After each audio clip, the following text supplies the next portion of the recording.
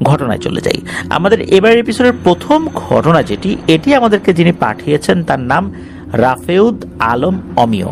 ওনার বাড়ি সিরাজগঞ্জ জেলার কামারখন্দ উপজেলার চৌবাড়ি গ্রামে। উনি যে ঘটনাটি আমাদেরকে পাঠিয়েছেন এই ঘটনাটি ওনার নানু বাড়ির এলাকায় ঘটে যাওয়া ঘটনা। এটা সিরাজগঞ্জের বেলকুচি উপজেলার আদাচাকি গ্রামের ঘটনার সময়কাল 1985 থেকে 90-এর মধ্যবর্তী সময় হতে পারে। আর এই ঘটনাটি ঘটে এই অমিয় ভাইয়ের আম্মুর চাচাতো বোনের সাথে।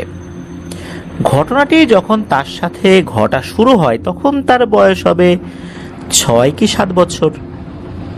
তার বাবা চাকরির সুবাদে পাবনায় থাকতেন, আর এই কারণে পুরো পরিবারই তখন পাবনায় থাকতেন। বিভিন্ন অকেশনগুলোতে গ্রামে আসা যাওয়া হতো আর কি। তো এমনই কোনো এক ছুটিতে পাবনা থেকে ওনারা গ্রামে ঘুরতে আসেন। তো এই যে খালাতো বোন, যখন তার বয়স 6 কি 7 বছর, তো এই খালা ছিলেন খুবই চঞ্চল।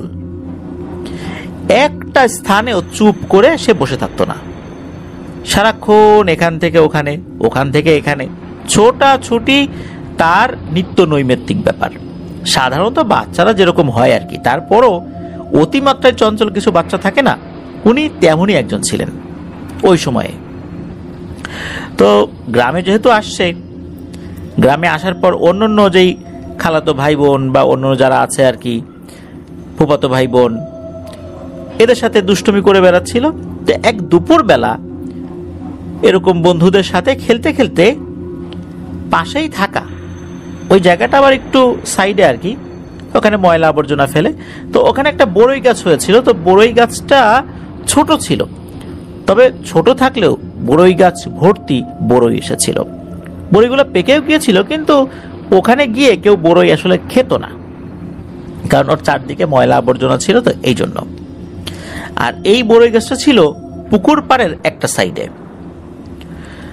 যে কেউ খুব সহজে ওই বড়ই গাছ থেকে বড়ই ছিঁড়ে খেতে পারত।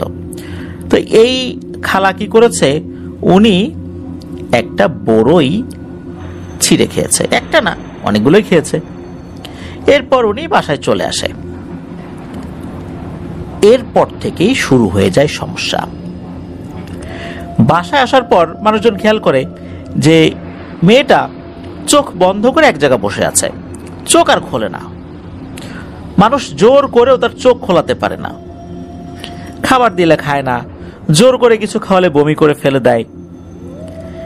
হঠাৎ করে কি এমন হলো, চোখ খুলতে চায় না কেন? অন্ধ মানুষ যেভাবে হেঁটে যায়, সে এইভাবে হাতড়ে হাতড়ে কোনো জিনিস খুঁজে পাওয়ার চেষ্টা করছে, হেঁটে যাচ্ছে, কিন্তু সে চোখ খুলতে চায় না। এমনটা না যে সে চোখে দেখে না, অনেক জোরাজুরি করার পর সামান্য সময়ের জন্য চোখ খুললেও হঠাৎ করে সে আবার চোখ বন্ধ করে ফেলতো। মনে হতো সে এমন ভয়ঙ্কর কিছু দেখছে যার কারণে সে চোখ খুলতে পারছে না। কিন্তু সমস্যা কি, এটাও মেয়েটি বলে না।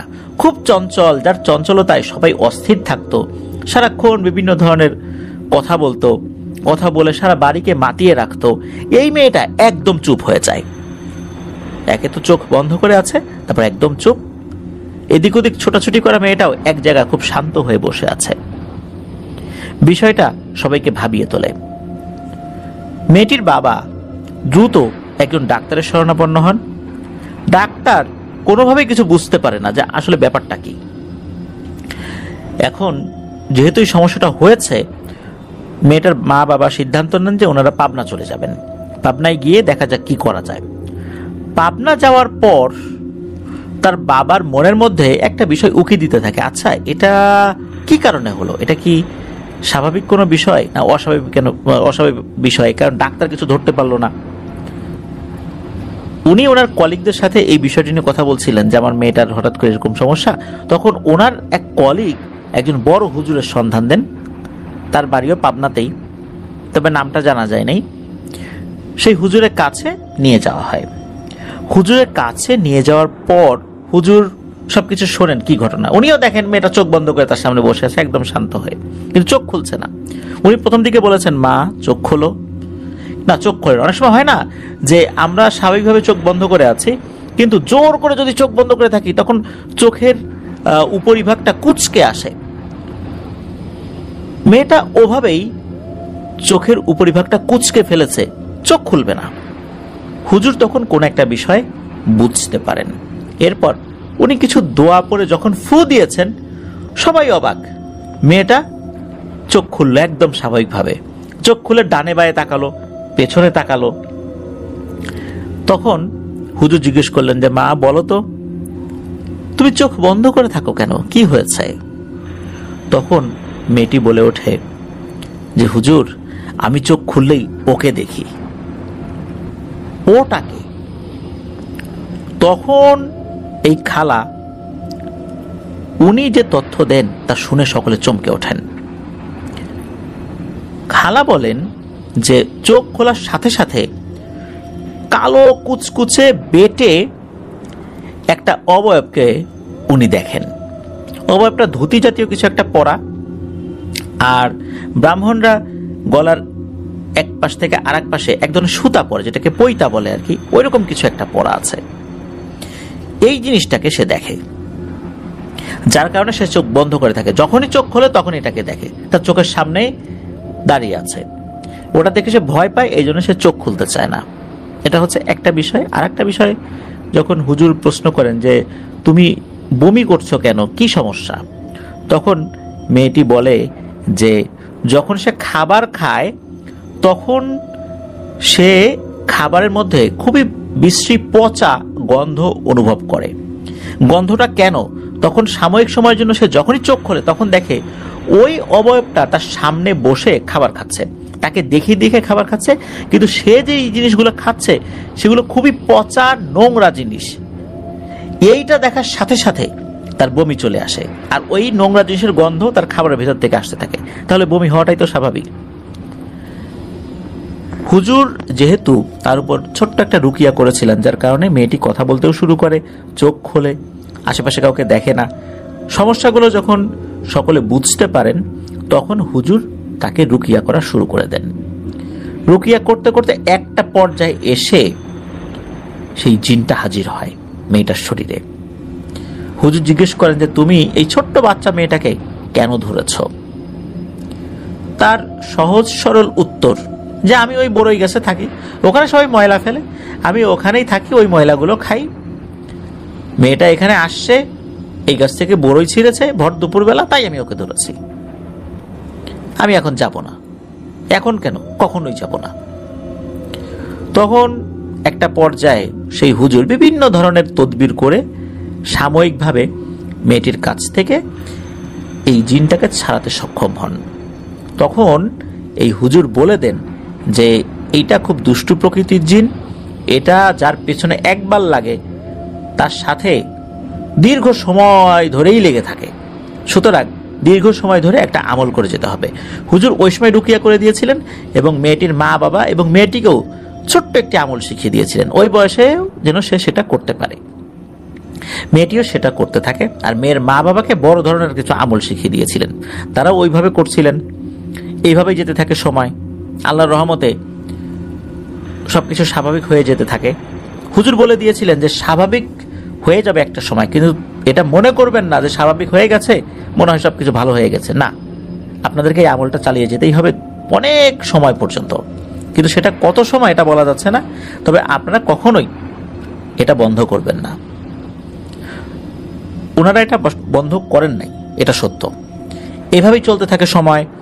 মেয়েটা যখন ইন্টারমিডিয়েট পাশ করে, বিয়ে হয়ে যায়, এরপর সমস্যা শুরু হয়। আবার চোখ খুললেই ওই অবয়বটাকে দেখা যেত।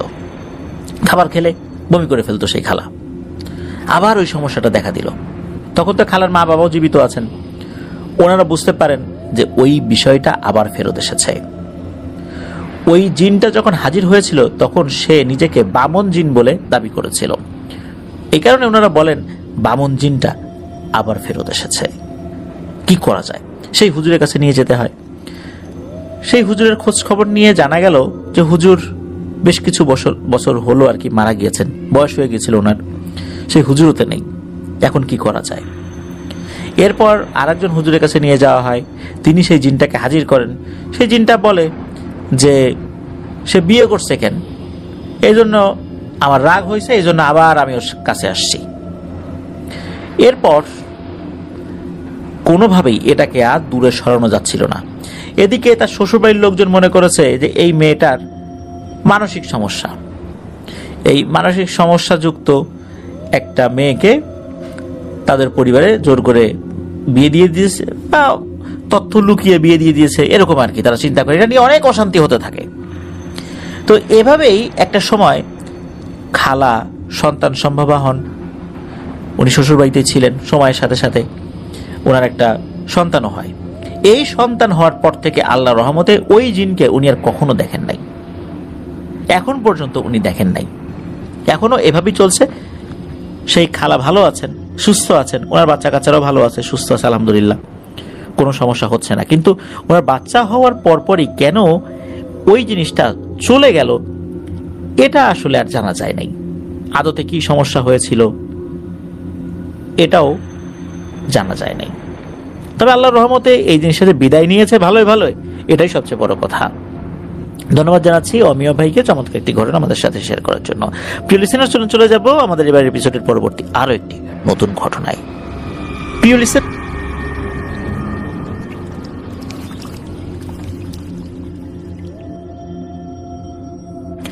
লিসেনার্স, এখন যে ঘটনাটি আপনাদের সাথে শেয়ার করব, এই ঘটনাটি শুনলে ভয় এবং রহস্য কারোর মধ্যে অনুভূত হবে না এমন লোক খুঁজে পাওয়া বিরল হবে।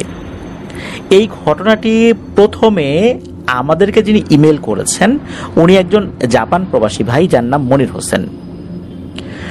মনির হোসেন ভাই মূলত উনি ঘটনাটি শুনেছিলেন ওনার স্ত্রীর কাছ থেকে। ওনার স্ত্রীর নাম নাজমা আক্তার।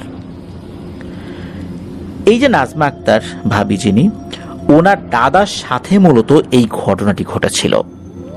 আজ থেকে প্রায় 37 থেকে 38 বছর আগে এই ঘটনাটি ঘটে। 1980-র যে দশকটার মাঝামাঝি কোনো একটা সময় হবে। তখন এই যে নাজমা আক্তার, উনি কিন্তু অল্প বয়স্কা একজন ছিলেন আর কি। উনি নিজে এই ঘটনাটির অংশ বিশেষ প্রত্যক্ষ করেছিলেন। শুধু যে উনি করেছেন বিষয়টা এরকম না, আরো অনেকেই কিন্তু এই ঘটনাটির অংশ বিশেষ প্রত্যক্ষ করেছিলেন। চলুন ঘটনায় চলে যাই। ঘটনাটির স্থান ময়মনসিংহ জেলার ফুলপুর উপজেলার বানিয়া ইউনিয়নের কাইসাপুর গ্রামে।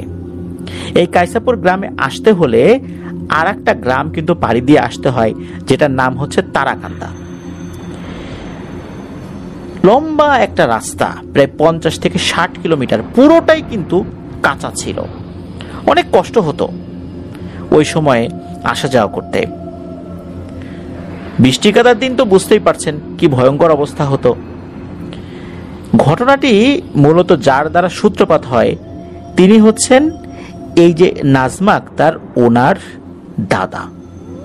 ওনার দাদা কোনো এক কারণে সামান্য অসুস্থতায় মারা যান। মারা যাওয়ার আগে সামান্য অসুস্থ হয়েছিলেন, এটাই বলতে চাচ্ছি আর কি। তো উনি মারা গিয়েছিলেন ময়মনসিংহ জেলার একটি সরকারি হসপিটালে। মারা যাওয়ার পর এখন লাশ তো নিয়ে যেতে হবে। উনি মারা গিয়েছিলেন সন্ধ্যার পর, যখন রাত নেমে এসেছে, এরকম একটা সময় ধারণা করা হয়। ওই সময়ে হয়তো বা রাত 8টা বা তার কাছাকাছি সময় হবে, এমন একটা সময় উনি মারা গিয়েছিলেন। এখন লাশ তো নিয়ে যেতে হবে। লাশ নিয়ে যাওয়ার জন্য ওই রাস্তায় কিন্তু বড় ধরনের কোনো গাড়ি চলাচলের সুযোগ নেই, যার কারণে ভ্যানে করে লাশটি নিয়ে যেতে হবে। এখন ভ্যানে করে যিনি নিয়ে যাবেন তিনি ওই এলাকারই, মানে ওই কাইসাপুর গ্রামেরই। উনি ওনার ভ্যানে লাশ টানাতে বেশ পরিচিত ছিলেন, যেহেতু ওই এলাকারই লাশ। আর এই যে নাজমা আক্তার ভাবির যিনি দাদা, উনি কিন্তু খুবই পরিচিত একজন মানুষ ছিলেন, বেশ স্বনামধন্য একজন ব্যক্তি ছিলেন। ওনাকে চেনে না আশেপাশে কয়েক গ্রামে এমন ব্যক্তি খুঁজে পাওয়া যাবে না। লাশটি নিয়ে ওই ভ্যান চালক রওনা দেন।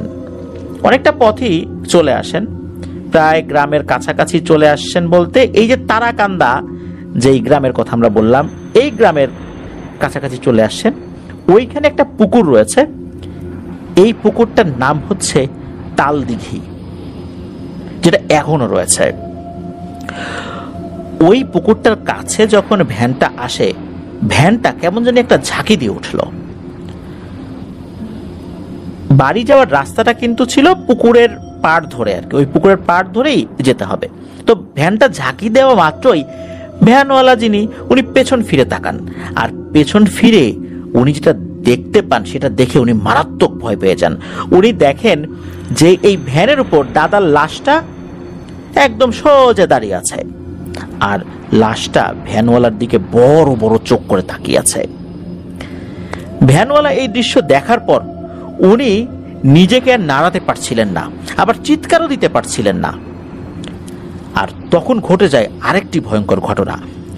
ভ্যানওয়ালা খেয়াল করলেন ভ্যানটা কিন্তু দাঁড়িয়ে নাই, ভ্যানটা চলা শুরু করেছে, অথচ উনি ভ্যান চালাচ্ছেন না।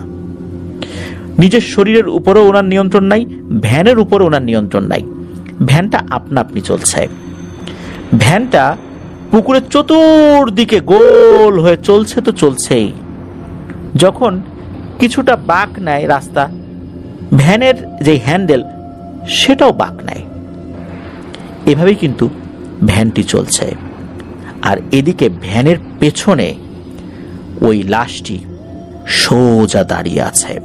মাঝে মাঝে ভ্যান চালক ভয়ে ভয়ে পেছন দিকে যখনই তাকান, তখনই দেখতে পান ওই লাশটি দাঁড়িয়ে আছে আর বড় বড় চোখ করে ওই ভ্যানওয়ালার দিকে তাকিয়ে আছে। উনি চিৎকারও দিতে পারছেন না, ভ্যান থামাতেও পারছেন না, ভ্যান থেকে নামতেও পারছেন না। টোটালি নিয়ন্ত্রণের বাইরে চলে গেছে। এভাবে চলছে। রাত তখন আনুমানিক 2টো কি 2:30 বাজে। এই সময় থেকে প্রায় 1 ঘন্টা ওই ভ্যানটা ওভাবেই ঘুরছিল, আর লাশ ভ্যানের পেছনে ওভাবেই দাঁড়িয়েছিল। আল্লাহর অশেষ রহমতে আর একটা ঘটনা ঘটে, সেটা হচ্ছে ওই পুকুরের কাছাকাছি একটা বাড়ির ব্যক্তি, উনি তাহাজ্জুদের সালাত আদায়ের জন্য ওই পুকুর পাড়ে আসছেন ওযু করার জন্য। যখনই আসছেন তখনই ওই ভ্যানওয়ালা মুখ দিয়ে চিৎকার করতে সমর্থ হন, প্রচন্ড জোরে একটা চিৎকার দেন, ও ভাই এদিকে আসেন বাঁচান, এটা বলেই ভ্যানওয়ালা অজ্ঞান হয়ে যান। তখন ওই ব্যক্তি চিন্তা করেন কি ব্যাপার, কথা আসে কোত্থেকে, চিৎকার আসলো কোত্থেকে। উনি ওই দিকটাতে গিয়ে দেখেন যে ভ্যান পড়ে আছে, ভ্যানের উপর একটি লাশ, লাশটা কিন্তু শোয়ানো তখন, আর ওই ভ্যানওয়ালা অজ্ঞান হয়ে পড়ে আছে।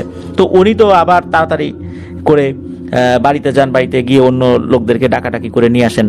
তো লোকজন আসে, এসে দেখে সবকিছু ঠিকঠাক আছে, ওইভাবেই লাশও আছে, ভ্যানওয়ালাও আছে। তখন ভ্যান সহ লাশটাকে বাড়ির ভেতরে নিয়ে যাওয়া হয়, আর ওই ভ্যানওয়ালাকে ধরাধরি করে বাড়ির ভেতরে নিয়ে যাওয়ার পর ওনাকে জ্ঞান ফেরানোর জন্য চেষ্টা করা হয়। তো যখন জ্ঞান ফেরানোর পর, মানে জ্ঞান ফেরানোর চেষ্টার পর যখন সফল হন আর কি আল্লাহর রহমতে, তখন ওই ভ্যানওয়ালা কি ঘটেছে সবকিছু খুলে বলেন। যেহেতু লাশটা নিয়ে যেতে হবে, এদিকে অনেক দেরি হয়ে যাচ্ছে, ওদিকে খুব পরিচিত লোকের লাশ, যেই বাড়ির লাশ সেই বাড়ির সদস্যরা কিন্তু দেরি হচ্ছে দেখে তারা অনেকটা পথ এগিয়ে আসছিলেন আর কি, যে কি হলো, আসে না কেন। তখন যেই ব্যক্তি যে বের হয়েছিলেন তাহাজ্জুদের নামাজ পড়ার জন্য, উনি সহ ওই বাড়ির বেশ কয়েকজন লোক ভ্যান নিয়ে আগাতে থাকলে ওই বাড়ির সদস্যদের সাথে দেখা হয়, মানে যেই বাড়ির লাশ আর কি, মানে নাজমা আক্তার ভাবির দাদার বাড়ির যেই সদস্যরা, তাদের সাথে দেখা হয়। তো তাদের কাছে সবকিছু ঠিকঠাক মতো হস্তান্তর করা হয়। তো এই পর্যন্ত কিন্তু সবকিছু ঠিকঠাক মনে হতে পারে, ঘটনা মনে হয় এখানেই শেষ, কিন্তু না, রহস্য এখনো বাকি আছে। সকলে বুঝতে পারে যে খুব দ্রুত লাশটি গোসল দিয়ে দাফন করে ফেলতে হবে। দ্রুত লাশ গোসলের জন্য সব বন্দোবস্ত করা হলো। গোসল যখন করানো শুরু হলো, লাশটি যখন উল্টানো হলো, তখনই দেখা গেল এক অদ্ভুত বিষয়। লাশটির পিঠের কাছে একটা ছিদ্র করা, গোলাকৃতির একটা ছিদ্র। মনে হচ্ছে যে এই ছিদ্র দিয়ে শরীরের সমস্ত রক্ত বেরিয়ে গেছে, কারণ ওই লাশটিকে দেখে খুব ফ্যাকাশে মনে হচ্ছিল লাশটি সাদা হয়ে গেছে, এক ফোঁটা রক্তও তার মধ্যে নাই। যাই হোক, ওভাবেই গোসল করানো হয়। অনেকেই দেখেছিলেন যে পিঠের কাছে একটা ছিদ্র, কিন্তু ছিদ্রটা কেন করা হয়েছিল এটা কিন্তু জানা যায় নাই। এরপর ওই পুকুর পাড়েই দাফন করা হয় দাদাকে। দাফন করার পর মোটামুটি 2 থেকে 3 সপ্তাহ ঠিকঠাক ছিল। এরপর সকলে খেয়াল করলো যে বহুদিনের ব্যবহৃত এই তালদিঘি পুকুরটা মনে হচ্ছে যে ব্যবহারের অযোগ্য হয়ে গেছে। কেননা পুকুরের পানিতে তেল চর্বি এগুলো ভাসছে। ওখানে কিন্তু কেউ তেল চর্বি ফেলে না, তাহলে কেন এখানে তেল চর্বি ভাসছে? সবাই তো হতবাক। সবাই মিলে এর উৎস খুঁজে বের করার চেষ্টা করলো।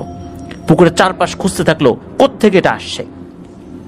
খুঁজতে খুঁজতে এক ভয়ঙ্কর বিষয় তারা আবিষ্কার করেন। দেখা গেল দাদার কবরের এক পাশ ভাঙা, সেই কবরে কোনো লাশ নাই। দেখা গেল যে ওই কবরের ভেতর দিয়ে একটা গর্ত পুকুরের দিকে চলে গেছে। সবাই ভাবলো এই লাশ হয়তো পুকুরের ভেতরে কোনোভাবে পড়ে গেছে। এরপর শুরু হলো লাশ খোঁজা। প্রায় 15 থেকে 20 দিন ধরে পুকুর সেচ দিয়ে এই লাশ খোঁজার অভিযান চালানো হয়, কিন্তু অবাক ব্যাপার, পুকুরের কোথাও কিচ্ছু পাওয়া যায় নাই, এক টুকরো হাড়ও পাওয়া যায় নাই। এরপর থেকে তেল চর্বি ওভাবেই ভেসে থাকতো পুকুরের পানির উপরে অনেক দিন পর্যন্ত। এই পুকুর কেউই ব্যবহার করতে পারেন নাই। আস্তে আস্তে জিনিসটা স্বাভাবিক হয়ে যায়, তারপরে সবাই ব্যবহার করতে পেরেছেন।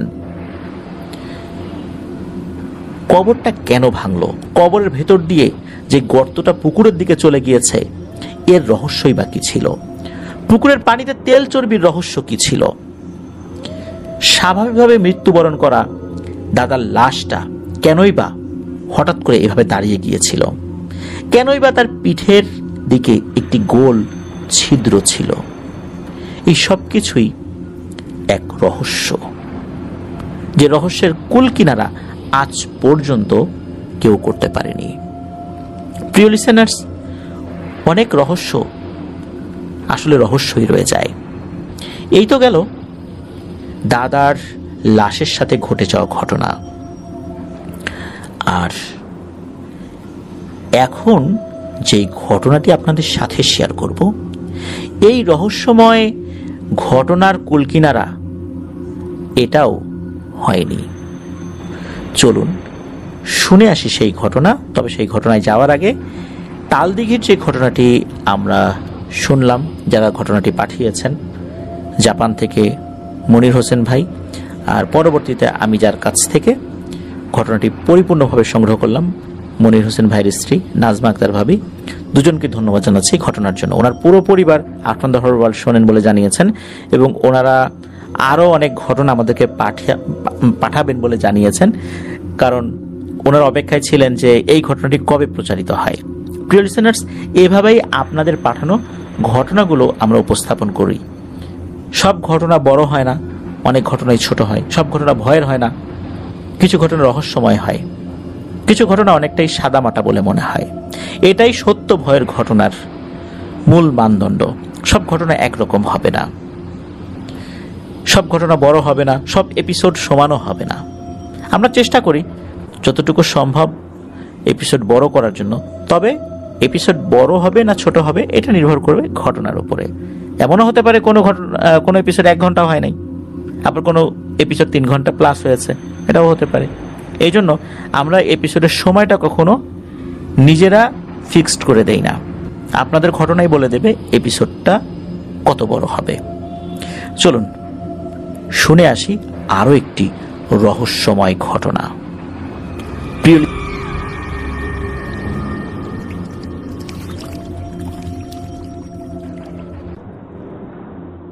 প্রিয় লিসেনার্স, এখন যে ঘটনাটি আপনাদের সাথে শেয়ার করব, এই ঘটনাটি বেশ রহস্যময়।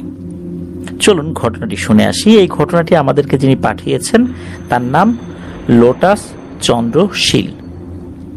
ওনার বাড়ি ঝালকাঠি জেলার রাজাপুর উপজেলার মঠবাড়িয়া ইউনিয়নের ডহর শঙ্কর গ্রামে।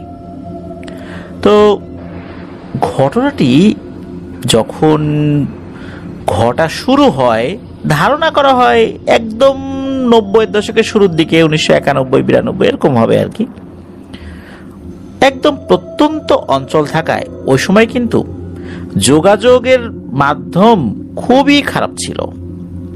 সন্ধ্যা হলেই শুনশান নীরবতায় ঢেকে যেত সারা গ্রাম। আবার সকাল হলেই হইচই শুরু হয়ে যেত। এভাবেই চলছিল বহু বছর ধরেই।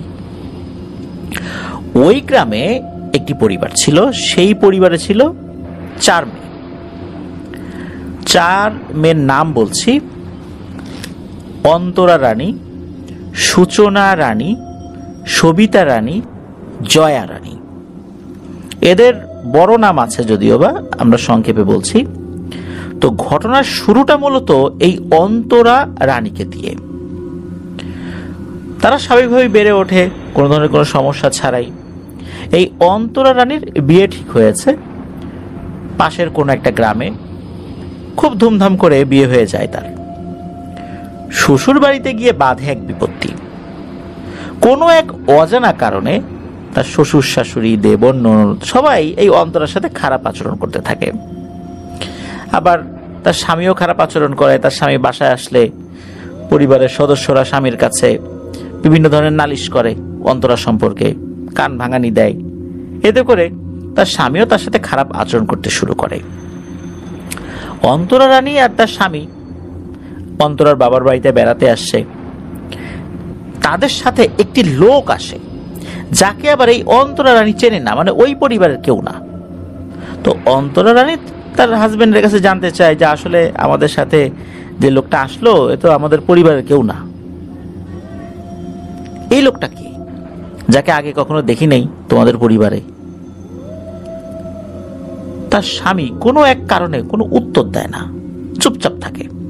তো এটা নিয়ে অবশ্য অন্তরা রানী আর কিছু জিজ্ঞেস করেন নাই তার স্বামীর কাছে। এমনিতেই তার স্বামী তার উপর ক্ষিপ্ত। দেখা গেল এটা নিয়ে বারবার জিজ্ঞেস করতে গেলে আবার হইচই শুরু হয়ে যেতে পারে, ঝগড়াঝাটি শুরু হয়ে যেতে পারে। এই জন্য সে আর দ্বিতীয়বার জিজ্ঞেস করে নেই। কিন্তু তার মনের মধ্যে একটা খটকা রয়েই যায়, ব্যাপারটা কি। বাবার বাড়িতে আসছে স্বামী সহ, বাবার বাড়ির সবাই তো খুশি। রাতের খাবার শেষ করে ঘুমায় সবাই। সকালে উঠে এই অন্তরা রানী তার স্বামীকে আর ওই লোকটাকে দেখতে পায় না। কি ব্যাপার, কোথায় গেল? চারদিকে খোঁজাখুঁজি শুরু হয়ে যায়, কিন্তু না, কোথাও নাই। মনে করেছে হয়তো বা আশেপাশে হাঁটতে বেরিয়েছে কোথাও, কিন্তু না। অনেক খোঁজাখুঁজি করার পরও তাদের সন্ধান পাওয়া যায় না। ওই সময় তো এরকম মোবাইল ফোন ছিল না, যোগাযোগের মাধ্যম ছিল চিঠি। আর তাছাড়া ওই অঞ্চলে তো নদী নালা বেশি, চিঠি পাঠালেও সেটাও পৌঁছতে অনেক সময় লেগে যেত। এই চিন্তা থেকে মূলত এই অন্তরা রানীর বাবার বাড়ি থেকে একজন লোককে ওই বাড়িতে পাঠানো হয়, মানে অন্তরা রানীর স্বামীর বাড়িতে পাঠানো হয়, যে ব্যাপারটা কি, কোথায় তারা চলে গেল, তারা কিছু জানে কিনা, তাদের অন্য কোথাও যাওয়ার কথা ছিল কিনা, এটা তো অন্তরা জানে না। এগুলো জানতে চাওয়ার আর একটা উদ্দেশ্য ছিল হচ্ছে যে যেহেতু অন্তরার সাথে শ্বশুরবাড়ির সম্পর্কটা ভালো যাচ্ছিল না, এই কারণে তাদের হয়তো অন্য কোথাও যাওয়ার কথা ছিল, যার কারণে অন্তরাকে তারা জানায় নেই। কিন্তু শ্বশুরবাড়িতে যেহেতু তারা আসছে, হঠাৎ করে কোথায় গেল, এটাও তো তাদের একটা চিন্তার বিষয়। এই চিন্তা থেকে মূলত কয়েকজন লোক অন্তরা শ্বশুরবাড়িতে যায়। যাওয়ার পর কোনো কারণ ছাড়াই শ্বশুরবাড়ির লোকজন খারাপ আচরণ করে। খারাপ আচরণ করার পেছনে একটা কারণ সন্দেহ করা হয়, সেটা হচ্ছে যে হয়তোবা জামাই গেছে, সাথে একজন লোক নিয়ে গেছে, আদর আপ্যায়ন করা হয় নাই, এটা একটা বিষয় হতে পারে। কিন্তু এগুলো থেকেও সবচেয়ে রহস্যময় একটি ব্যাপার লক্ষ্য করা যায়, সেটা হচ্ছে তারা যখন গিয়েছে ওই বাড়িতে, গিয়ে দেখে অন্তরার স্বামী দিব্যি বাড়িতে বসে আছে। তো ওরা যাওয়ার পর বলছে, জামাই তুমি এভাবে চলে আসছো, জানালে না, আমরা তো খুঁজে হয়রান, এই যে চলে আসছি এত দূর থেকে। মূলত তারপরেই চিৎকার চেঁচামেচি শুরু হয়ে যায়। ওনাদের এক গ্লাস পানি পর্যন্ত খেতে দেওয়া হয়নি, বসতে বলো তো দূরের কথা। ওনারা মন খারাপ করে চলে আসে, এসে সব কথা বলে যে এই ব্যাপার। তখন অন্তরার বাবা, উনি চিন্তা করেছেন যে তাদের হয়তো বা আদার আপ্যায়ন ঠিকঠাক মতো করা হয়নি, এই কারণে রাগ করে সকালবেলা উঠে চলে গেছে। পরবর্তীতে উনি মানে অন্তরার বাবা অন্তরাকে সাথে নিয়ে অন্তরা শ্বশুর বাড়িতে যাবেন অন্তরাকে দিয়ে আসতে, এরপর এই বিষয় নিয়ে ক্ষমা চেয়ে আসবেন, এরকমই চিন্তা করেছিল সবাই আর কি। এইটুক পর্যন্ত তার আশেপাশের প্রতিবেশীরা জানে আর কি। এরপর থেকেই এক রহস্যময় আচরণ শুরু করে ওই পরিবারের সদস্যরা। সকলের সামনে বেড়ে ওঠা 4 বোন, তারপরে 4 বোনের মা বাবা, এরা তো সবাই সকলের কাছে পরিচিত ছিল। তাদের আচার আচরণ সম্পর্কেই আশেপাশের প্রতিবেশীরা জানতেন। কিন্তু এই ঘটনার পর থেকে তারা কেমন যেন অন্যরকম হয়ে যায়। সবাই খেয়াল করে যে এই পরিবারের এই 6 জন সদস্য কারোর সাথে তেমন একটা কথা বলে না, কেউ কিছু জানতে চাইলে খুবই বাজে ব্যবহার করে। একটা পর্যায়ে আস্তে আস্তে তারা পাগলের মতো আচরণ শুরু করে, যা দেখে গ্রামের সবাই হতবাক হয়ে যায়। ভালো কথা জিজ্ঞেস করলেও বাজে ব্যবহার করত। এদিকে অন্তরা রানীর আর এক বোন সূচনা রানী, সে হঠাৎ করেই কোনো কারণে ঢাকায় চলে যায়। একটা কাজ করার জন্যই মূলত ঢাকায় চলে যায়। মূলত সে ঢাকায় চলে যাওয়ার পর পরিবারের সদস্যদের কিন্তু এই ধরনের বিভিন্ন বিষয়গুলো চলছিলই, এই সমস্যাটা আরো বেড়ে যায়। তবে এই মেয়েটা যখন ঢাকায় গিয়েছে, সে নাকি সেখানে স্বাভাবিক আচরণ করেছে আশেপাশে মানুষের সাথে। পরিবারের সদস্যদের অবস্থা খারাপ লোক মারফত যখন শুনতে পায়, সে আবার ঢাকাতে চলে আসে, ঢাকা থেকে মানে বাড়িতে চলে আসে। বাড়িতে আসার পর এই মেয়েটা পরিবারের অন্য সদস্যদের মতোই পাগলামি শুরু করে দেয়। অন্যদের যেরকম আচরণ, সেও এই একই আচরণ শুরু করে। সে আর ঢাকায় যায় না। সবাই চিন্তা করেছে, মানে আশেপাশে যারা আছেন আর কি, সবাই চিন্তা করেছেন যে নিশ্চয়ই এই অন্তরা রানীর পরিবার থেকে তো আসলে বিয়েতে তেমন কিছু দিতে পারে নাই, যতটুকু পেরেছে তারা ধুমধাম করে দেওয়ার চেষ্টা করেছে। হয়তোবা অন্তরা রানীর শ্বশুর বাড়ির থেকে এমন কিছু করেছে যার কারণে এ ধরনের সমস্যার সৃষ্টি হয়েছে। বিভিন্ন বিষয়ে চিন্তা ভাবনা করে অন্তরা রানীর যে আত্মীয় স্বজনরা যারা ছিলেন আর কি, তারা অন্তরা রানীকে কলকাতায় পাঠায় দেয়। সেখানে যাওয়ার পর অদ্ভুতভাবে অন্তরা রানী পুরোপুরি সুস্থ হয়ে যায়। সেখানে দিব্যি স্বাভাবিক আচরণ করে। বেশ কিছুদিন পর ওখানে তার আবার বিয়ে হয়, সেই সংসারে তার 2টো বাচ্চাও আছে। এখনো অন্তরা রানী অনেক সুখে শান্তিতে আছে। এদিকে এই যে সূচনা রানী, তাকে কিন্তু বিয়ে দেওয়া হয়েছিল, কিন্তু সে পুরোপুরি পাগল হয়ে যায়। মাঝে মাঝে কোথায় যেন হারিয়ে যায়, কেউ জানে না, আবার চলে আসে। তবে অনেক ডাক্তার কবিরাজ দেখিয়ে, মানে আত্মীয় স্বজনরা দেখিয়েছিলেন আর কি, কিছুটা ভালো হয়েছিলেন।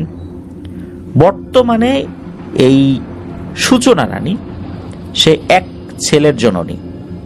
তবে এখন নাকি খুব একটা পাগলামি না করলেও মাঝে মাঝে তার পাগলামি ভাবটা দেখা যায়, আর তখন তাকে শেকল দিয়ে বেঁধে রাখা হয়, তা না হলে হঠাৎ করে সে হারিয়ে যেতে পারে। এরপরে আসি সবিতা রানী, আর এক বোন, তারও বিয়ে হয়েছিল, 1 ছেলে 1 মেয়ে আছে তার। সবিতা রানী বর্তমানে এখনো পাগল, তার স্বামীও পাগল, তার মেয়েও একবার পাগল হয়েছিল। এভাবে সবিতা রানীর পরিবারও পাগল পরিবার হয়ে গেছে। আর হচ্ছে জয়া রানী। এই জয়া রানী সে বিয়ের পরে একবার পাগল হয়েছিল, কিন্তু তার শ্বশুরবাড়ির লোকজন আবার খুব ভালো। তারা যখন এই বিষয়টা পুরোপুরিভাবে জানতে পারেন, এরপর অনেক হুজুর কবিরাজ দেখিয়ে আল্লাহর রহমতে তাকে সুস্থ করা হয়েছে। সে এখনো ভালো আছে, সে স্বামী বাচ্চা কাচ্চা নিয়ে শ্বশুর বাড়িতেই আছে।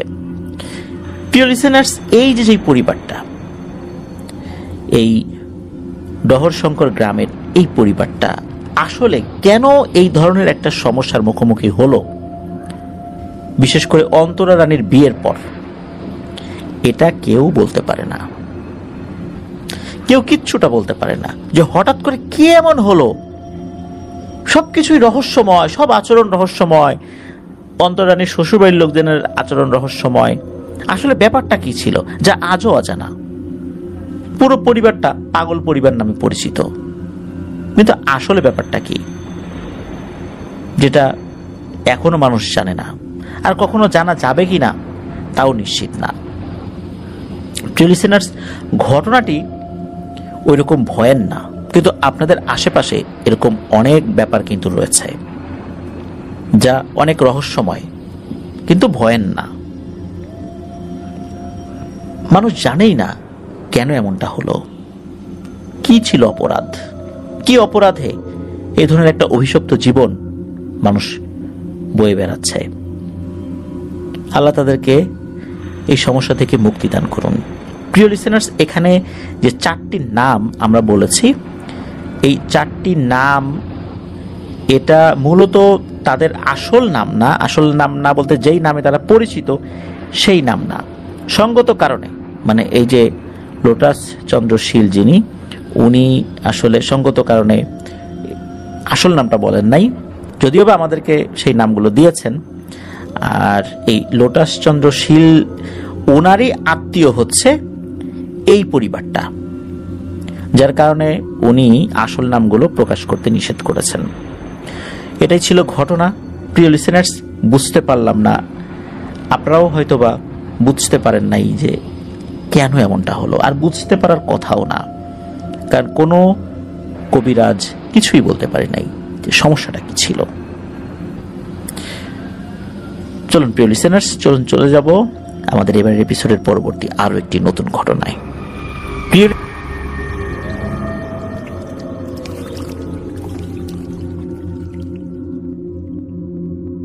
প্রিয় লিসেনার্স, এখন যে ঘটনাটি আপনাদের সাথে শেয়ার করতে যাচ্ছি, এই ঘটনাটি আমাদেরকে যিনি দিয়েছেন তার নাম মোহাম্মদ শাহিন মিয়া। উনি বর্তমানে ইংল্যান্ডের সমারসেট সিটিতে রয়েছেন। ওনার দেশের বাড়ি সিলেট জেলার দক্ষিণ সুরমা উপজেলার লামাবাজার ইউনিয়নের রশিদপুর গ্রামে। ওনার আরো একটি ঘটনা কিন্তু আমরা শনির রাত 5 আয়োজনে অশরীরী শিরোনামে প্রচার করেছিলাম। সেই ঘটনাতে একটা চরিত্র ছিল মাহিন নামে। এই মাহিনের কাছ থেকেই মূলত এই ঘটনাটি উনি সংগ্রহ করেছেন। ওনার চাচাতো ভাই হচ্ছে মাহিন। তো চলুন ঘটনায় চলে যাই। ঘটনাটি এই লামাবাজার ইউনিয়নেরই কোন একটি গ্রামের ঘটনা। সময়কাল 1980-81 আনুমানিক এরকম সময় হতে পারে আর কি। তো তখন তো ওই সাইটটা বেশ অনুন্নতই ছিল বলতে হবে। ওই এলাকার বিভিন্ন মানুষ গরু পালতেন, গাই গরু, ষাঁড় গরু এগুলো পালতেন। আশেপাশে বিস্তীর্ণ হাওর এলাকা রয়েছে, সেখান থেকে ঘাস কেটে আনা হতো।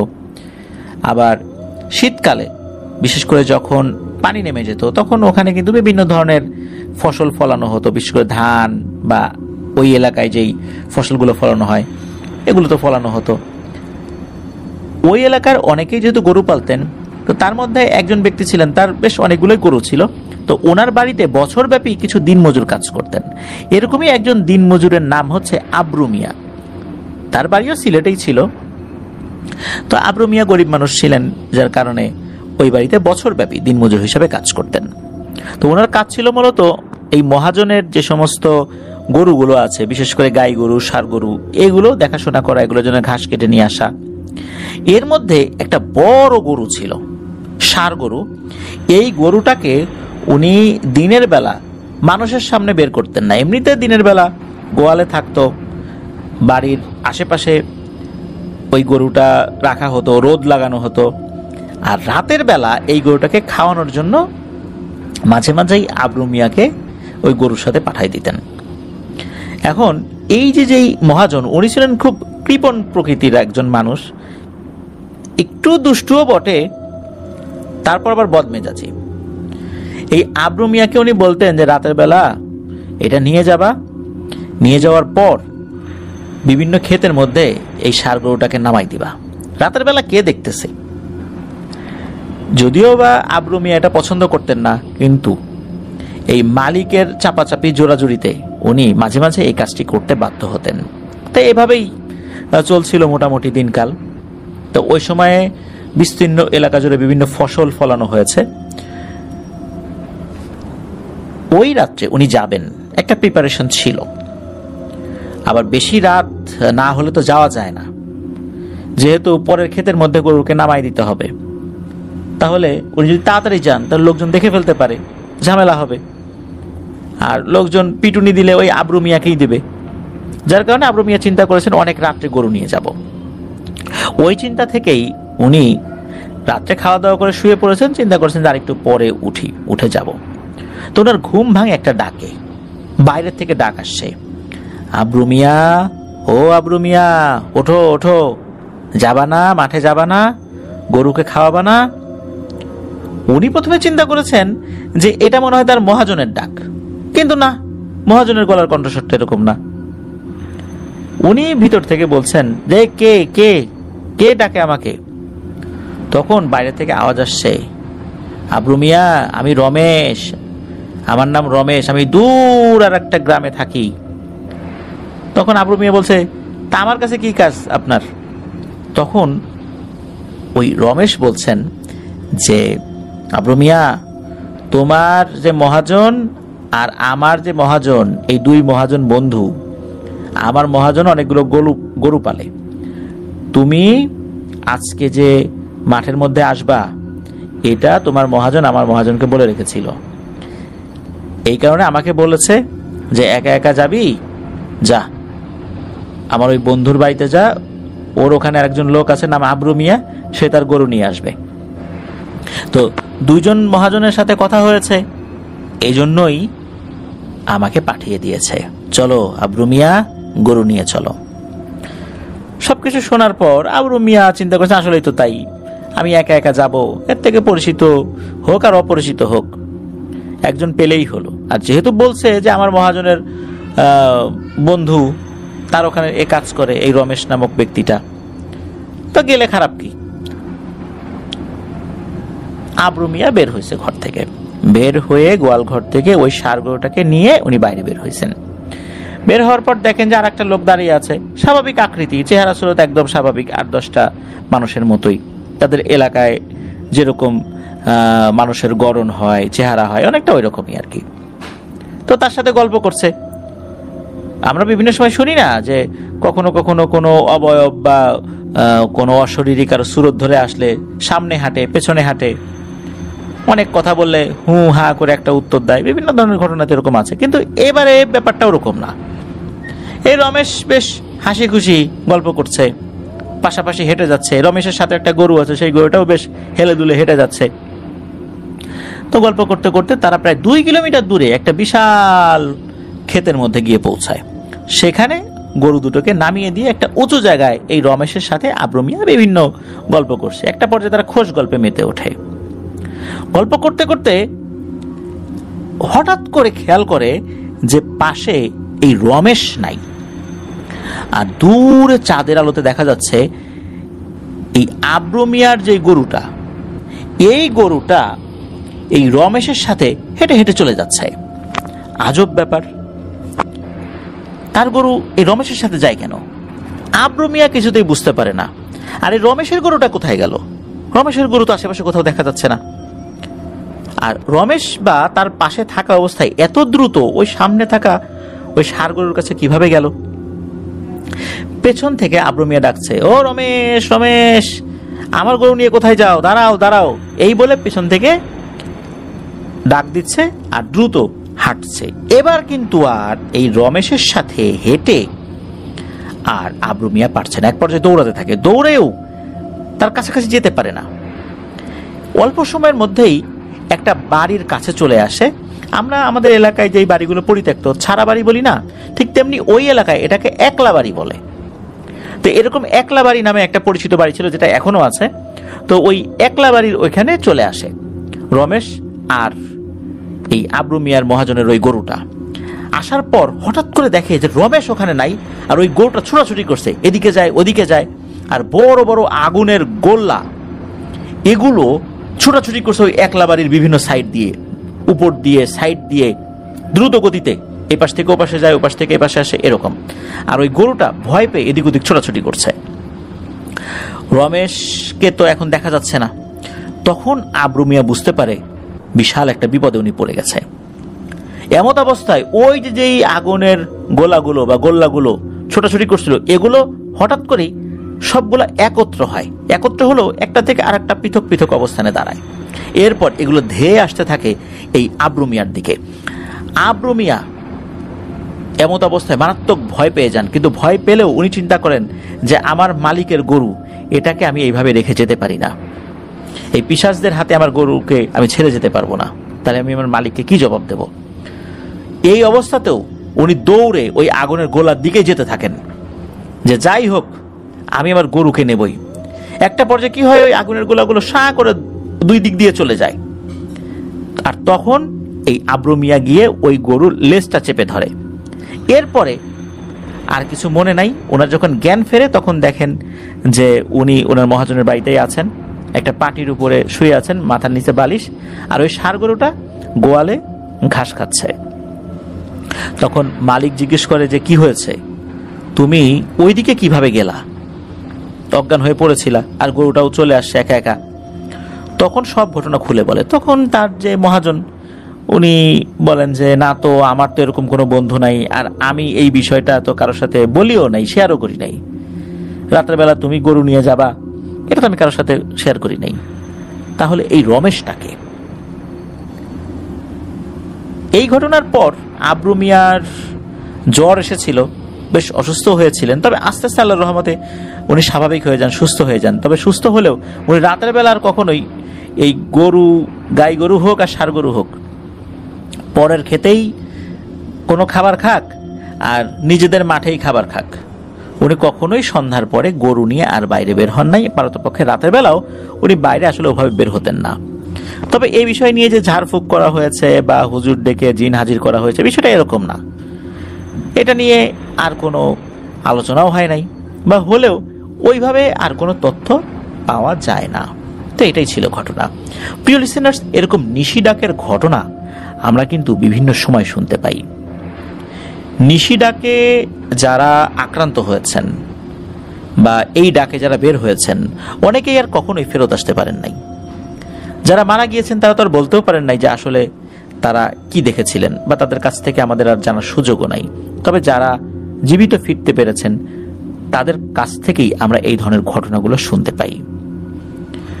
রাতের বেলা যদি কেউ দোয়া পড়ে ঘুমায়, আল্লাহর অশেষ রহমতে এই নিশি ডাকে কারো ক্ষতি হওয়ার সম্ভাবনা থাকে না। এই জন্য ঘুমানোর সময় আয়াতুল কুরসি, চারকুল, এই জিনিসগুলো পড়ে বা এই সূরাগুলা বা এই আয়াতগুলো পড়ে আমরা শরীরে ফু দিব।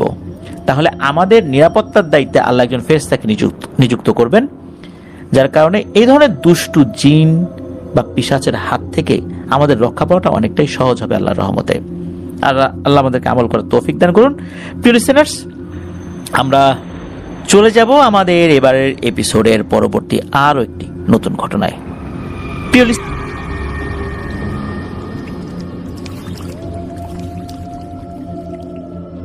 আবারও স্বাগতম জানাচ্ছি প্রিয় লিসেনার্স আমাদের থার্সডে নাইটের 148তম আয়োজনের নতুন আরো একটি ঘটনায়। এখন যে ঘটনাটি আপনাদের সাথে শেয়ার করতে যাচ্ছি, এই ঘটনাটি আমাদেরকে যিনি পাঠিয়েছেন ওনার নাম মেজবাউল আলম অনিক। ওনার দেশের বাড়ি সাতক্ষীরা হলেও ওনার বর্তমান ঠিকানা খুলনা সদরেই। পেশায় উনি একজন ফ্রিল্যান্সার। চলুন ঘটনায় চলে যাই। ঘটনাটি মূলত ওনার নিজের সাথেই ঘটেছে, আর আমাদের চ্যানেলে পাঠানো এটি ওনার প্রথম ঘটনা। 2014 কি 15 সালের দিকে এই ঘটনাটি ঘটেছিল। উনি খুলনা শহরেরই একটি মেসে থাকতেন। সঙ্গত কারণে মেসির নামটি বলা যাচ্ছে না, তবে মেসের যে বিল্ডিংটা, এটার বিবরণটা দেয়া প্রয়োজন, কেননা ঘটনা বুঝতে হলে এইখানকার যে রুমগুলো আছে সেটার বিবরণটা জানা জরুরি। এই মেসটা ছিল স্কুল ঘরের মতো, একটার পর একটা রুম, প্রতি ঘরে বা প্রতি রুমে দুজন করে থাকতেন। একদম যে শেষ ঘর, মানে বারান্দার শেষে যেই রুমটা, এই রুমের পরেই হচ্ছে ওয়াশরুম, গোসলখানা, এটা আর কি। তো উনি যেই মেসে থাকতেন, মানে অনেক ভাই যেই মেসে থাকতেন, সেই মেসে খাবারের যে সিস্টেমটা ছিল সেটা ছিল এমন যে যিনি রান্না করতেন রাঁধুনি খালা, তো উনি সকলের প্লেট কিন্তু চিনতেন, প্লেট বাটি চিনতেন, সকলেরই কিন্তু আলাদা আলাদা প্লেট বাটি ছিল। রান্নার পর উনি সবার খাবার ভাগ করে আলাদা আলাদা প্লেট বাটিতে ওই যে রুমগুলো, যে রুমগুলোতে যারা যারা থাকতেন তাদের রুমে দিয়ে আসতেন। তো ওনার রুমেও উনি রেখে যেতেন। মাঝে মাঝে যদি কেউ রুমে না থাকে তাহলে পাশের রুমে রেখে যেতেন আর কি, ওই রাঁধুনি খালা। তো এইভাবেই চলতো আর কি।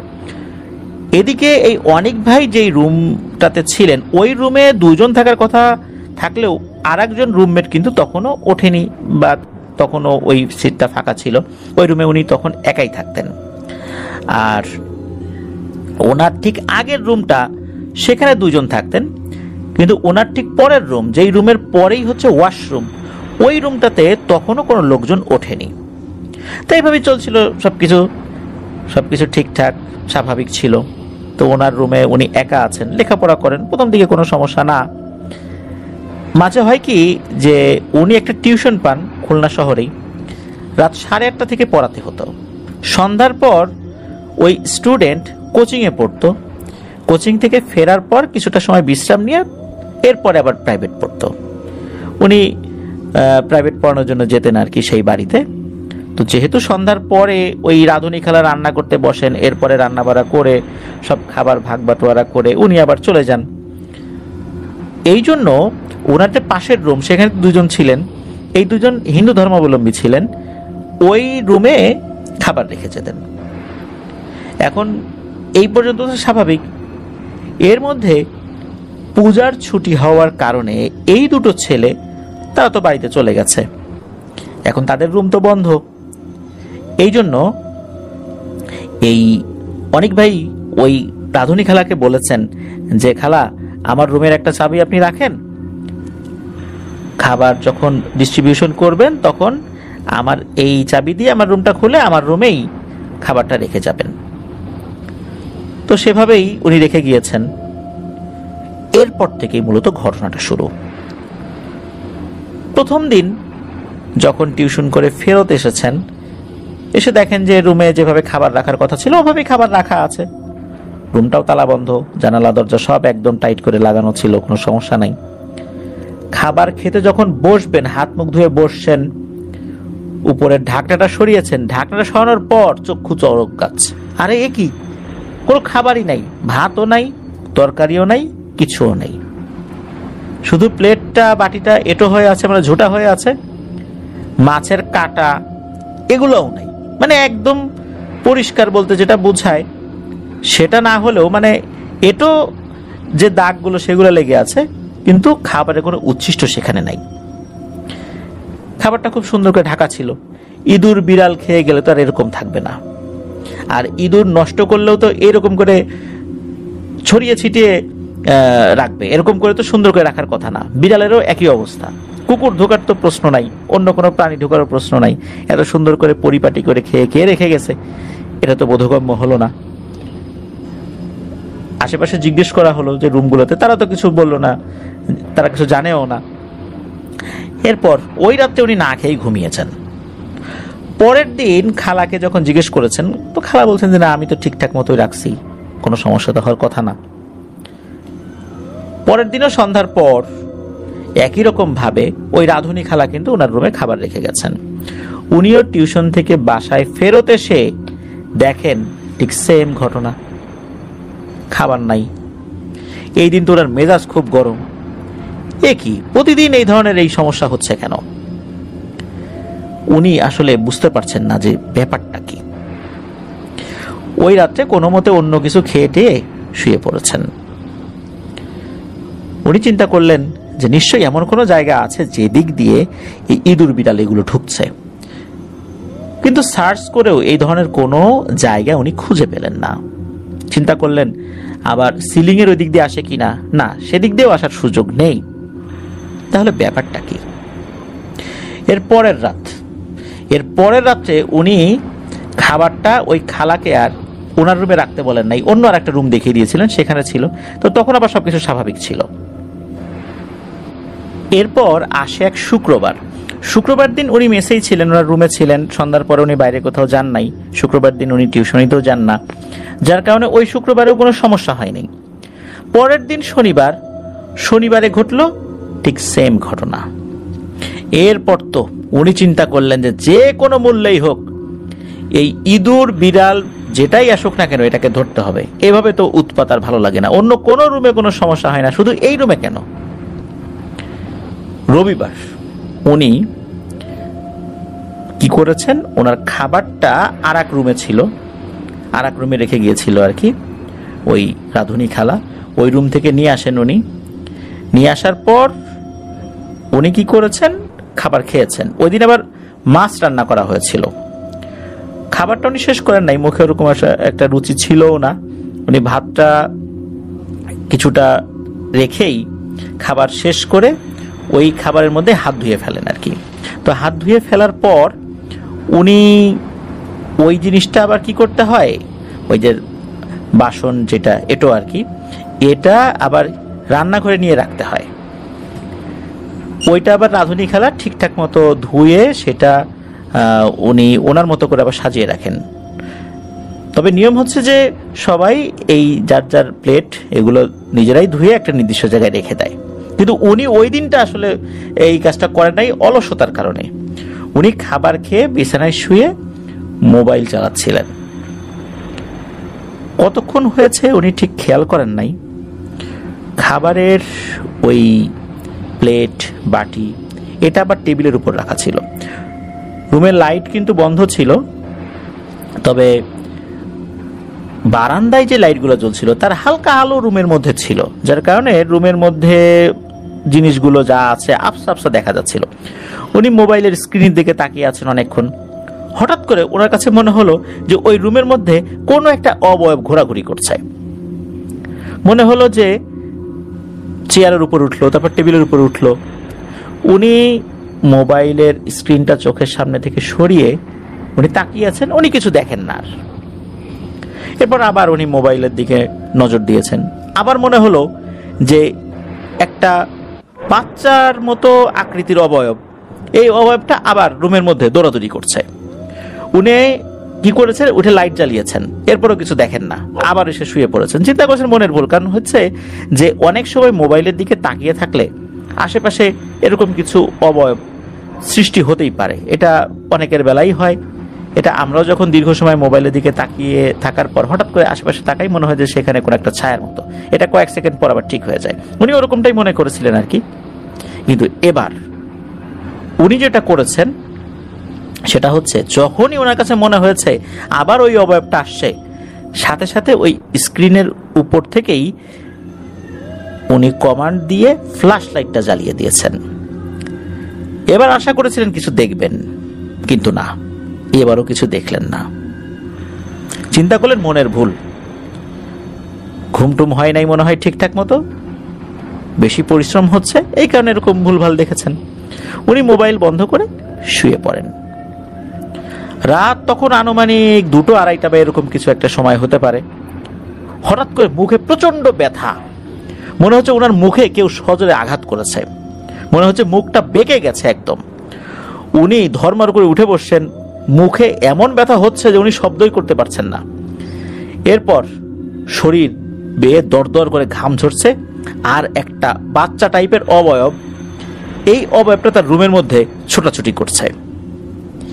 এইটা দেখার সাথে সাথে উনি কোনো মতে বিছানা থেকে নেমে দরজা খুলে দৌড় দিয়ে পাশের রুমে গিয়ে ডাকাডাকি শুরু করেন। সেখান থেকে এক ভাইকে ডেকে নিয়ে আসেন। এদিকে উনি ভালো করে কথাও বলতে পারছেন না, মুখে এত ব্যথা আর কি।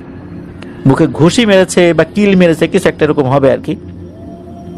তো এসে দেখা যায় যে না, রুমটা একদম স্বাভাবিক। উনি খাবারের টেবিলে ওনার যে প্লেট বাটি যেভাবে রেখেছিলেন সেভাবেই আছে, সবকিছু ঠিকঠাক আছে। তো ওই রাত্রে উনি ওই ভাইয়ের রুমেই শুয়েছিলেন। পরের দিন দেখা গেল যে ওনার শরীরে মারাত্মক জ্বর। তখন ওই যে যেই ভাইয়ের সাথে উনি রাত্রে শুয়েছিলেন, ওই ভাই আবার স্থানীয় মসজিদের একজন ইমাম সাহেবের কাছে নিয়ে যান। ইমাম সাহেবের কাছে গিয়ে উনি সব কথা খুলে বলেন যে বিগত দিনগুলোতে কি হয়েছে, ওই রাত্রে কি মনে হয়েছে তার কাছে, সব কথা খুলে বলেন আর কি। তো এটা শোনার পর হুজুর ওনাকে ঝাড়ফুঁক করে দেন, বলে দেন যে ইনশাল্লাহ ঠিক হয়ে যাবে। তবে হুজুর কিছু পরামর্শ দিয়েছিলেন, সেটা হচ্ছে যে এই যে খাবার আমরা খাই, খাবার খাওয়ার পর আমরা উচ্ছিষ্ট অংশ, বিশেষ করে হাড়, তারপর মাছের কাঁটা, এগুলো পানিতে ফেলে দেই বা এমন কোনো কিছুর মধ্যে ফেলে দেই যেটা খুবই নোংরা পানি, নর্দমার পানি এরকম, এটা কিন্তু করা উচিত নয়। এটা হাদিসেও রয়েছে এবং বিভিন্ন আলেম ওলামারাও এই বিষয়ে বিস্তারিত বর্ণনা করেছেন। সেটা হচ্ছে যে খাবারের পর হাড় বা কাঁটা এগুলো আমরা পানিতে ফেলবো না, এটো পানিতে ফেলবো না বা অন্য পানিতেও ফেলবো না, এটা আমরা শুকনো জায়গায় ফেলে দিব। ডাস্টবিনেও ফেলতে পারি, যেটা শুকনো জায়গায় আর কি। জিনেরা এই জিনিসগুলো খায়, এটা তাদের খাবার। তো তাদের খাবার যখন নষ্ট হয়ে যায় তখন তারা ক্ষিপ্ত হয়। হুজুর জানিয়েছিলেন ওই জিনটা ভালো ছিল, তবে এর বয়স কম ছিল, বাচ্চা জিন ছিল। ও মূলত খাবার খাওয়ার জন্য এসেছিল, যখন দেখা গেল যে এরকম খাবার রয়েছে সে খেয়ে চলে গেছে। তো এভাবেই সে বেশ কয়েকদিন খায়। এরপর যখন এসে দেখে যে এই অবস্থা, খাবার খাওয়া হয়েছে তাতে সমস্যা নেই, কিন্তু নষ্ট করা হয়েছে, এতে সে ক্ষিপ্ত হয় এবং ক্ষিপ্ত হওয়ার কারণেই সে আঘাত করে। এটা তো গেল একটা বিষয়। এবার প্রিয় লিসেনার্স, আর একটা বিষয় বলি, সেটা হচ্ছে যে আমরা যখন বাড়িতে খাবার রান্না করব, এই রান্না করা খাবারগুলো, বিশেষ করে ভাতের যেই পাতিল আছে বা অন্য জিনিসগুলো আছে, রান্না যদি হয়ে যায় এরপর আমরা কোনো একটা নির্দিষ্ট স্থানে সেটা রেখে দেওয়ার চেষ্টা করবো। এতে করে ইঁদুর বিড়ালের হাত থেকেও খাবারটা রক্ষা পাবে, সেই সাথে এই ধরনের জিনেদের হাত থেকেও খাবার রক্ষা পাবে। কিন্তু প্লেটে খাবার সাজিয়ে টেবিলে রেখে দেওয়াটা ঠিক নয়। যদিও আমরা ঢেকেও রাখি, এভাবে উন্মুক্ত স্থানে রেখে দেওয়া ঠিক নয়। কোনো একটা বক্সের মধ্যে সেটা রেখে দেওয়া উচিত। যদি সেখানে দীর্ঘ সময় লোকজন না থাকে তাহলে কিন্তু এই সমস্যাগুলো হতে পারে। তা আমরা এই বিষয়গুলো খেয়াল রাখবো। ধন্যবাদ জানাচ্ছি আমাদেরকে যিনি ঘটনা পাঠিয়েছেন, মেজবাউল আলম অনিক ভাইকে। আশা করি ওনার কাছ থেকে আরো ঘটনা ইনশাল্লাহ পাবো। চলুন প্রিয় লিসেনার্স, চলে যাই আমাদের এবারের এপিসোডের পরবর্তী আরো একটি নতুন ঘটনায়। আবারও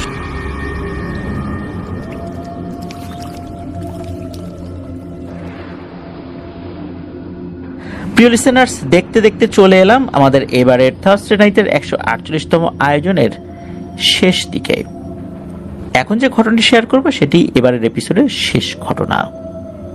প্রিয় লিসেনার্স, আমরা অত্যন্ত মর্মাহত কিছু কিছু বিষয় দেখে, সেটি হচ্ছে অনেক ফেক চ্যানেলগুলো আমাদের কন্টেন্টগুলো হুবহু আপলোড করছে, কিছু ক্ষেত্রে ভয়েস ম্যানিপুলেট করছে।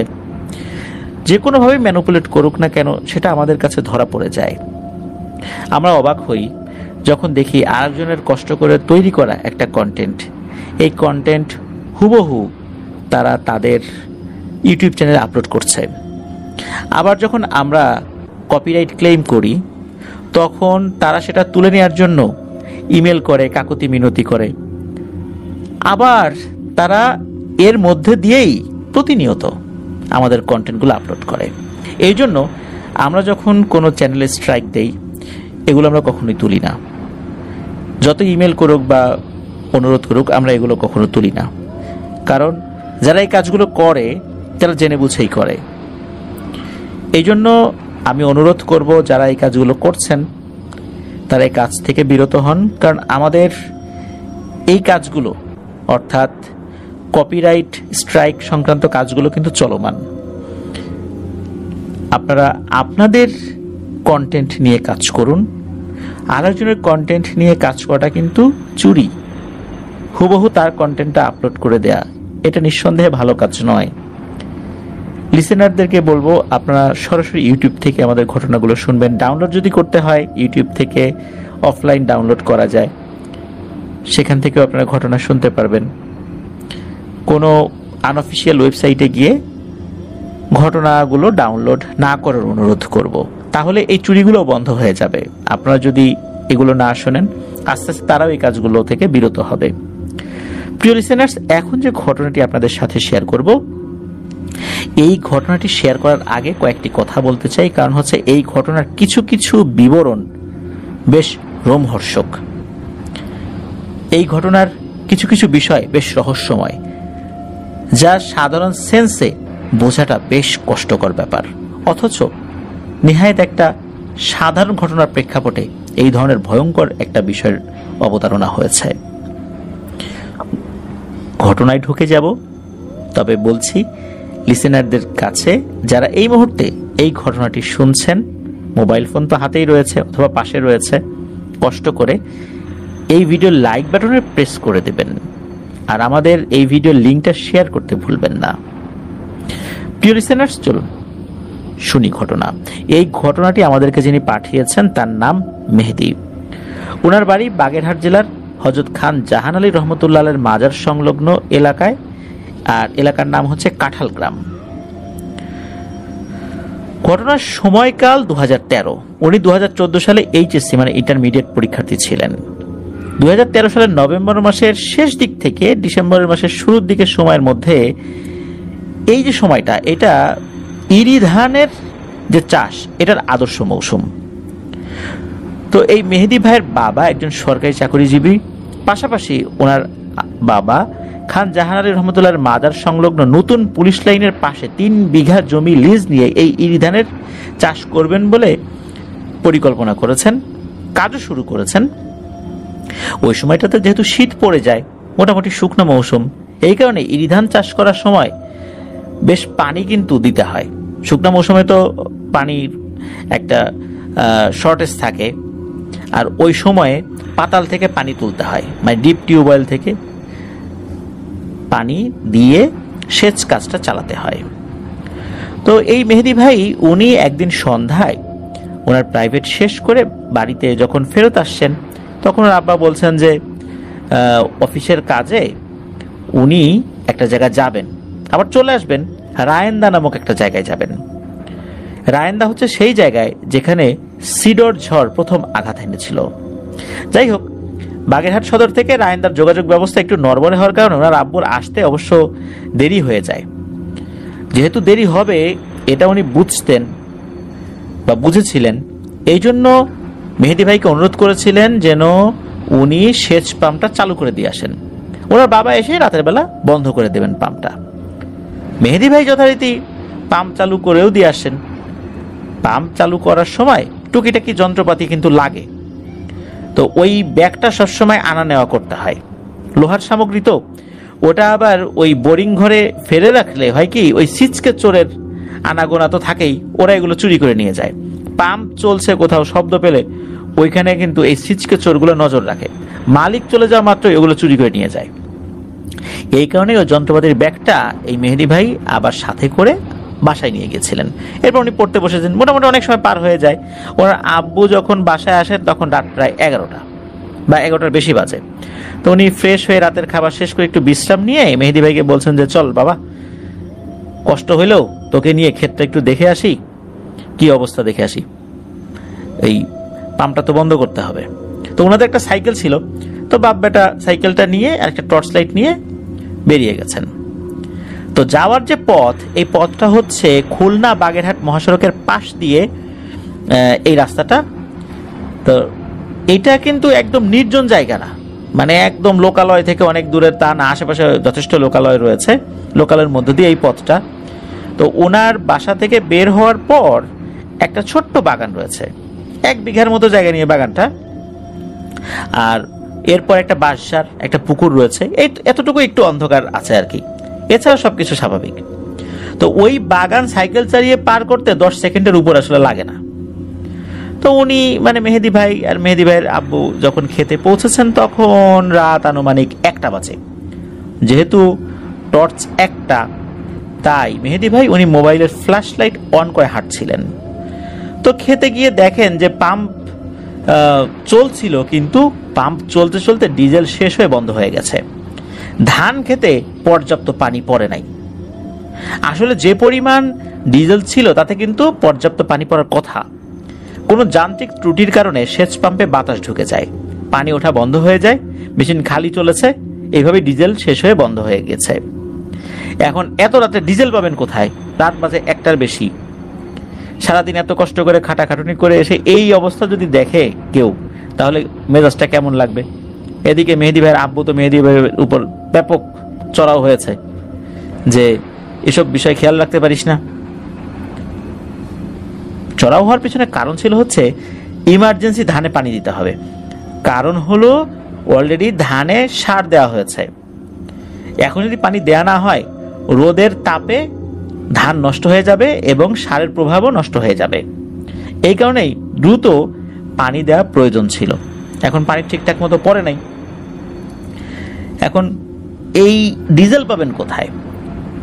পাশে আর একটা বোরিং ঘর ছিল, ওখানে বাপ বেটা মিলে যান, তাদের কাছে অনুরোধ করে 3 লিটার ডিজেল ওনারা নিয়ে আসেন। তাদের ওখানে বেশ অনেক জায়গা রয়েছে, পানের বরজ রয়েছে, ধানের ক্ষেত রয়েছে, তো ওনাদের কাছ থেকে ডিজেল ধার করে নিয়ে আসেন। এরপর মনে পড়ে যে আরে এখন এই পাম্পটা যে একটু মেরামত করব, যন্ত্রপাতির ব্যাগটা তো বাসায়। যখনই মেহেদি ভাই ওনার বাবাকে বলেছেন যন্ত্রপাতির ব্যাগ বাসায়, মেহেদি ভাইয়ের বাবার তো মেজাজ গেছে একদম তিরিক্ষি হয়ে। কি আর করা, এখন বাসায় আনতে তো হবে, আর বাসা খুব বেশি দূরেও না, সাইকেল চালিয়ে যেতে বড় জোর 7 থেকে 8 মিনিট লাগবে। মেহেদি ভাই সাইকেল নিয়ে মোবাইলের ফ্ল্যাশ লাইটটা জ্বালিয়ে বাসার দিকে রওনা দেন। ঠিকঠাক মতো বাসায় পৌঁছেও যান। বাসায় যাওয়ার পর উনি ওই যন্ত্রপাতির ব্যাগটা নিয়ে রওনা দেন। রওনা দিয়ে যখন আসছিলেন তখন ওই যে বাগানের কথা বললাম, ছোট্ট একটা বাগান, 1 বিঘা জায়গার মতো, তো ওই বাগানের ভেতর দিয়ে উনি যখন সাইকেল নিয়ে আসছিলেন, ওই বাগানের একপাশে কিন্তু বাঁশঝাড়ও রয়েছে, তো উনি যখন বাঁশঝাড় ক্রস করছেন হঠাৎ করে মনে হলো এমন জোরে কোনো কিছুর সাথে ধাক্কা লাগলো, ছিটকে উনি সাইকেল থেকে পড়ে গেলেন। আর সাইকেলের সামনে যে চাকাটা এটা একদম বাঁকা হয়ে গেছে। ওনার মোবাইলের যেই ফ্ল্যাশ লাইট ওটা কিন্তু তখনও জ্বলছিল, ওটা দূরে ছিটকে পড়েছে। ফ্ল্যাশ লাইটের আলো দেখে মোবাইলটা উনি উঠান কাছে গিয়ে, সাইকেল আর একটা জায়গায় ছিটকে পড়ে, ওই ব্যাগ ওইটা আরেক জায়গায় ছিটকে পড়ে। তো যদিও বা ব্যাগের চেনটা লাগানো ছিল, যার কারণে যন্ত্রপাতি সেভাবে বের হয় নাই, নাহলে অন্ধকারে এগুলো খুঁজতে গিয়ে অনেক দেরি হয়ে যেত। অবাক করা ব্যাপার হচ্ছে এই সাইকেলটা ধাক্কাটা লাগলো কিসের সাথে? কারণ যেই জায়গায় সাইকেলটি পড়ে রয়েছে সেখানে কোনো শক্ত কিছু নাই, সামনে গাছও নাই, আর ডানে বায়ে গাছ আছে এটা সত্য, কিন্তু ওখানে যদি সাইকেল যায় ওই খাদের মধ্যে পড়ে যাওয়ার কথা, সাইকেল রাস্তার উপর পড়ে থাকবে না। তাহলে এই সাইকেলটা কিসের সাথে ধাক্কা লাগলো? আর এত জোরে ধাক্কা লেগেছে যে সামনের চাকা পুরো বেঁকে গেল। তখন কিন্তু প্যারানরমাল কোনো বিষয় মাথায় আসে নাই মেহেদি ভাইয়ের। উনি চিন্তা করছেন যে এখন এসব বিষয় ভাবনা চিন্তার সময় না, তাড়াতাড়ি করে ওই বোরিং ঘরের কাছে যাই, সেচ পাম্পের কাছে যেতে হবে আর কি। তো উনি সাইকেল তো আসলে চালানোর অবস্থায় ছিলেন না, কারণ সাইকেলের সামনের চাকা এমন বাঁকা হয়ে গেছে, ওই সামনের চাকা কোনোভাবেই আসলে পরিপূর্ণভাবে ঘুরছে না। আর ঠেলে ঠেলে যতটুকু ঘুরছে এমন ঘের ঘের ঘের ঘের আওয়াজ হচ্ছে, ওই আওয়াজে ঘুমন্ত ব্যক্তি উঠে যাবে। কারণ টায়ারের উপরে একটা স্টিলের বা টিনের একটা আবরণ থাকে, ওইটার সাথে ধাক্কা লাগছে আর ঘটাং ঘটাং শব্দ হচ্ছে, দূর থেকে সেই শব্দ পাওয়া যাচ্ছে। তো উনি সাইকেল ঠেলতে ঠেলতেই ক্ষেতের দিকে যাবেন আর কি, সেই চিন্তা করেই সাইকেল ঠেলা শুরু করেছেন। তো উনি যখন সাইকেল নিয়ে এগিয়েছেন, হঠাৎ করে বাঁশঝাড়ের পাশে 5 থেকে 6 বছর বয়সী একটা মেয়েকে দাঁড়িয়ে থাকতে দেখেন। এত রাতের বেলা এইখানে একটা মেয়ে দাঁড়িয়ে আছে। তো মেয়েটি স্বাভাবিকভাবেই একটা 5-6 বছর বয়সী মানুষের বাচ্চা যেরকম দেখতে হয় ওই রকমই মায়াবী চেহারা, ফেল ফেল করে মেহেদি ভাইয়ের দিকে তাকিয়ে আছে। মেহেদি ভাই কি বলবেন, উনি বলছেন যে এই মেয়ে তোমার বাসা কোথায়, এখানে কি করো এত রাতের বেলা এই বাসার ভিতরে, বাসা কোথায়, আসো আগাই দেই। এই বলে উনি আগানো শুরু করেছেন, ওই মেয়েটাও পিছু পিছু আসছে। তখন মেহেদি ভাই বলছেন যে আরো সামনে আগে আসো, এত পিছু পিছু হাঁটছো কেন, কোথায় যাবা বলো, এরকম করে আর কি প্রশ্ন করছেন। কিন্তু মেয়েটা কোনো উত্তর দেয় না। মেয়েটা খুব অবাক হয়ে তার দিকে তাকিয়ে আছে, মনে হচ্ছে যে আশেপাশে কিছু সে চেনে না, এরকম কিছু একটা আর কি। হ্যাঁ, উনিও কিন্তু সাইকেল নিয়ে এভাবে ঘটাং ঘটাং শব্দ করতে করতে এগিয়ে যাচ্ছেন। কিছুটা পথ এগিয়ে যাওয়ার পর একটা লোক বের হয়ে আসছে। ওই লোকটা হচ্ছে ওই রাস্তার পাশেই বাড়ি। উনি যেখান দিয়ে ক্রস করে যাচ্ছিলেন মেহেদী ভাই, ওখানে যে খানকা শরীফের যে মসজিদ এবং এতিমখানা, তো ওইখানকার একজন লোক ওয়াশরুমে গিয়েছিলেন। তো ওয়াশরুম থেকে যখন বের হয়ে আসেন, এই যে খটাং খটাং শব্দ শুনে উনি হাতে টর্চ লাইট নিয়ে বের হয়ে আসেন যে এইরকম শব্দ করে কে আসে এত রাতের বেলায় দিক দিয়ে। তো উনি বাইরে বের হয়ে একদম মুখের উপর টর্চ লাইট মেরেছেন মেহেদী ভাইয়ের। হঠাৎ করে মুখের উপর টর্চ লাইটের আলো পড়ার পর মেহেদী ভাই একটু বিরক্তই হয়েছেন। তারপর ওই লোকটা জিজ্ঞেস করছে যে তুমি কোথায় যাও। ওই লোকটা অবশ্য মেহেদী ভাইকে চিনতেন। তো মেহেদী ভাই বলছে যে এই যে যাই, আব্বু অপেক্ষা করছে, সাইকেলটা এরকম হঠাৎ করে কিছুর সাথে ধাক্কা লেগে বাঁকা হয়ে গেছে, যন্ত্রপাতি নিয়ে যেতে হবে, সেচ পাম্প ঠিক করতে হবে। তখন এই যে একটা মেয়ে পিছু পিছু আসছে, এই বিষয়টা কিন্তু ওই লোককে উনি আর বলেন নাই। তো ওই লোকটাও দেখলো যে আসলে এই অবস্থা খারাপ সাইকেলের, এবার ঠেলে ঠেলে নিয়ে যাবে ছেলেটা। যাই হোক, উনি আবার ভেতর দিকে ঢুকে যান। ওই মেয়েটার কথা কিন্তু তখন মাথা থেকে একদমই আউট হয়ে যায়।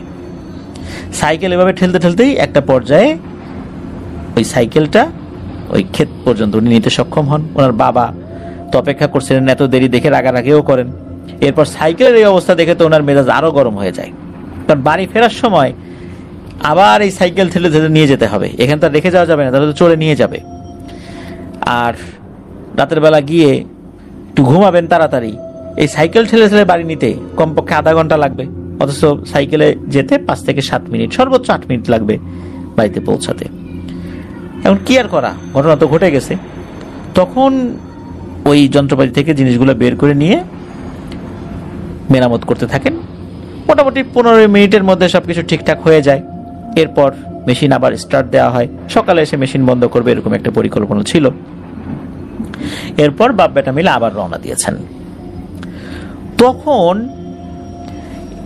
ওনার বাবা জিজ্ঞেস করছেন যে এইচএসসি পরীক্ষার কি অবস্থা, প্রিপারেশন কেমন, এরকম প্রশ্ন করছেন আর কি। এদিকে কথায় কথায় অনেকটা পথ আসতে আসতে যখন ওই বাসারের কাছে চলে আসছে না, তখন মেহেদী ভাইয়ের মনে পড়েছে ওই মেয়েটার কথা, যারে এখানে একটা মেয়েকে দেখছিলাম না আমার পিছু পিছু আসছিল, মেয়েটা কোথায় গেল। তো ওরা আব্বুর কাছ থেকে টর্চ লাইটটা নিয়ে বাসার আশেপাশে বিভিন্ন জায়গায় টর্চ লাইট মারছে। তখন বাবা জিজ্ঞেস করছে যে এই কি হয়েছে, কি খুঁজিস। তো মেহেদী ভাই বলছেন যে আমি এখানে বেশ কিছুক্ষণ আগে একটা মেয়েকে দেখছি এরকম এরকম, আমার পিছু পিছু আসছিল, কিন্তু এখন কোথায় গেল তো বুঝতে পারলাম না। কিছু সময় চুপ করে থাকলেন ওনার আব্বু, মনে হয় কিছু ভাবলেন।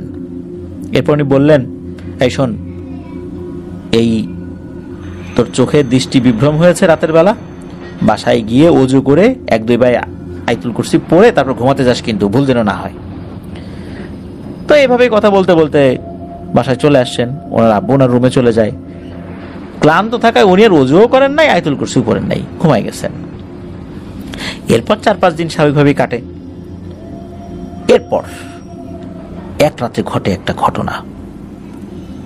ঘুমিয়ে আছেন উনি, মানে মেহেদী ভাই, হঠাৎ করে ওনার কাছে মনে হয় কেউ ওনার হাত ধরে টানছে। সাধারণত বাচ্চাদের হাত তো ছোট হয়, আঙ্গুলগুলো ছোট হয়, তো বাচ্চারা যদি বড়দের হাত ধরে টানে কেমন অনুভূতি হয়, ওই রকম অনুভূতি, নরম নরম হাত, ছোট ছোট আঙ্গুল। তো ওনার হঠাৎ করে ঘুম ভেঙে যায়। উনি যখন চোখ মেলেছেন, ওনার চোখের সামনে একদম অন্ধকার, অথচ উনি খাট থেকে নেমে দাঁড়িয়ে আছেন, উনি কিন্তু দাঁড়ানো অবস্থায়। উনি চিন্তা করেন কি ব্যাপার, সামনে এত অন্ধকার কেন, রুমে তো ডিম লাইট জ্বালানো আছে, আমার সামনে কি। সামনে হাত দিয়ে দেখেন উনি একদম দরজার মুখোমুখি দাঁড়িয়ে আছেন, দরজাটা বন্ধ, অথচ বিছানা থেকে নেমে উনি দরজার মুখোমুখি দাঁড়িয়ে আছেন। যেহেতু ওনার ঘরের সুইচ কোথায় এটা উনি চিনতেন, ওখান থেকে হাত বাড়িয়ে দরজার পাশেই সুইচ ছিল, সুইচটা জ্বালান। সুইচটা জ্বালানোর পরে দেখা গেল রুমে কিচ্ছু নাই। তখন একটু ভয় লাগা শুরু করে যে আমি কিভাবে বিছানা থেকে নেমে ঠিক দরজা বরাবর দাঁড়ালাম, আমার তো রাতের বেলা হাঁটাহাঁটি, মানে ঘুমের মধ্যে হাঁটাহাঁটির কোনো অভ্যাস নাই। যাই হোক, ওই রাতটা ওইভাবেই কেটে যায়, কোনো সমস্যা হয়নি। পরদিন সকালবেলা উনি প্রাইভেট শেষ করে কলেজে গিয়েছেন। কলেজ যাওয়ার পর থেকে শুরু হয় ওনার সাথে কিছু প্যারানরমাল ঘটনা ঘটা। উনি ক্লাসরুম থেকে হঠাৎ করে দেখেন যে কলেজের ওয়াশরুমের দিকে যখন তাকিয়েছেন, ওইদিকে চোখ গিয়েছে, ওই যে রাত্রের সেই মেয়েটা, 5-6 বছর বয়সী মেয়েটা ওইখানে দাঁড়িয়ে আছে। ওইটা দেখে ক্লাসে থাকা স্যারকে বলেন যে স্যার একটু ওয়াশরুমে যাবো, এই বলে উনি বাইরে বের হয়ে ওই ওয়াশরুমের দিকে গিয়েছেন। এরপরে ওই মেয়েটাকে উনি আর দেখেন না। এরপর আবার উনি ক্লাসে ফেরত আসছেন। এর মধ্যে আর কিছু হয় নাই। রাতের বেলা উনি যখন ঘুমাতে গিয়েছেন, তখন উনি আবার অনুভব করছেন কেউ ওনার হাত ধরে টানছে। চোখ খুলে উনি দেখেন ঠিক আগের রাতের মতো একই অবস্থা, চারদিকে অন্ধকার, উনি দরজার সামনে দাঁড়িয়ে আছেন। ঘটনা কি, এটা কিভাবে সম্ভব? উনি কিভাবে বিছানা থেকে নেমে দরজার সামনে দাঁড়িয়ে আছেন? ব্যাপারটা বেশ গোলমেলে। উনি শুরুর দিকে এই বিষয়টা আসলে কাউকে বলেন নাই, ওনার মা বাবাকেও বলেন নাই যে এরকম হচ্ছে, 2 রাত এরকম হয়েছে। তারপরে ওই মেয়েটাকে ওই কলেজের ওয়াশরুমের কাছে দেখেছেন।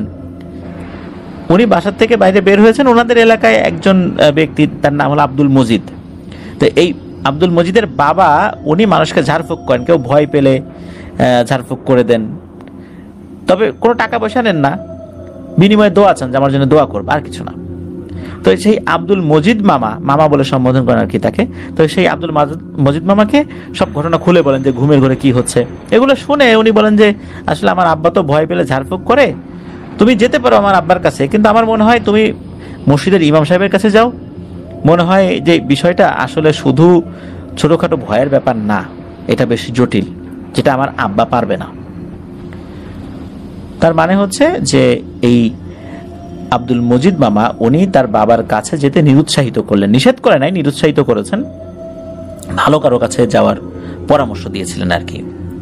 তো উনি মাগরিবের ওই দিনই মাগরিবের নামাজ শেষ করে ইমাম সাহেবের কাছে গিয়েছেন এবং শুরু থেকে শেষ পর্যন্ত সবকিছু বলেছেন।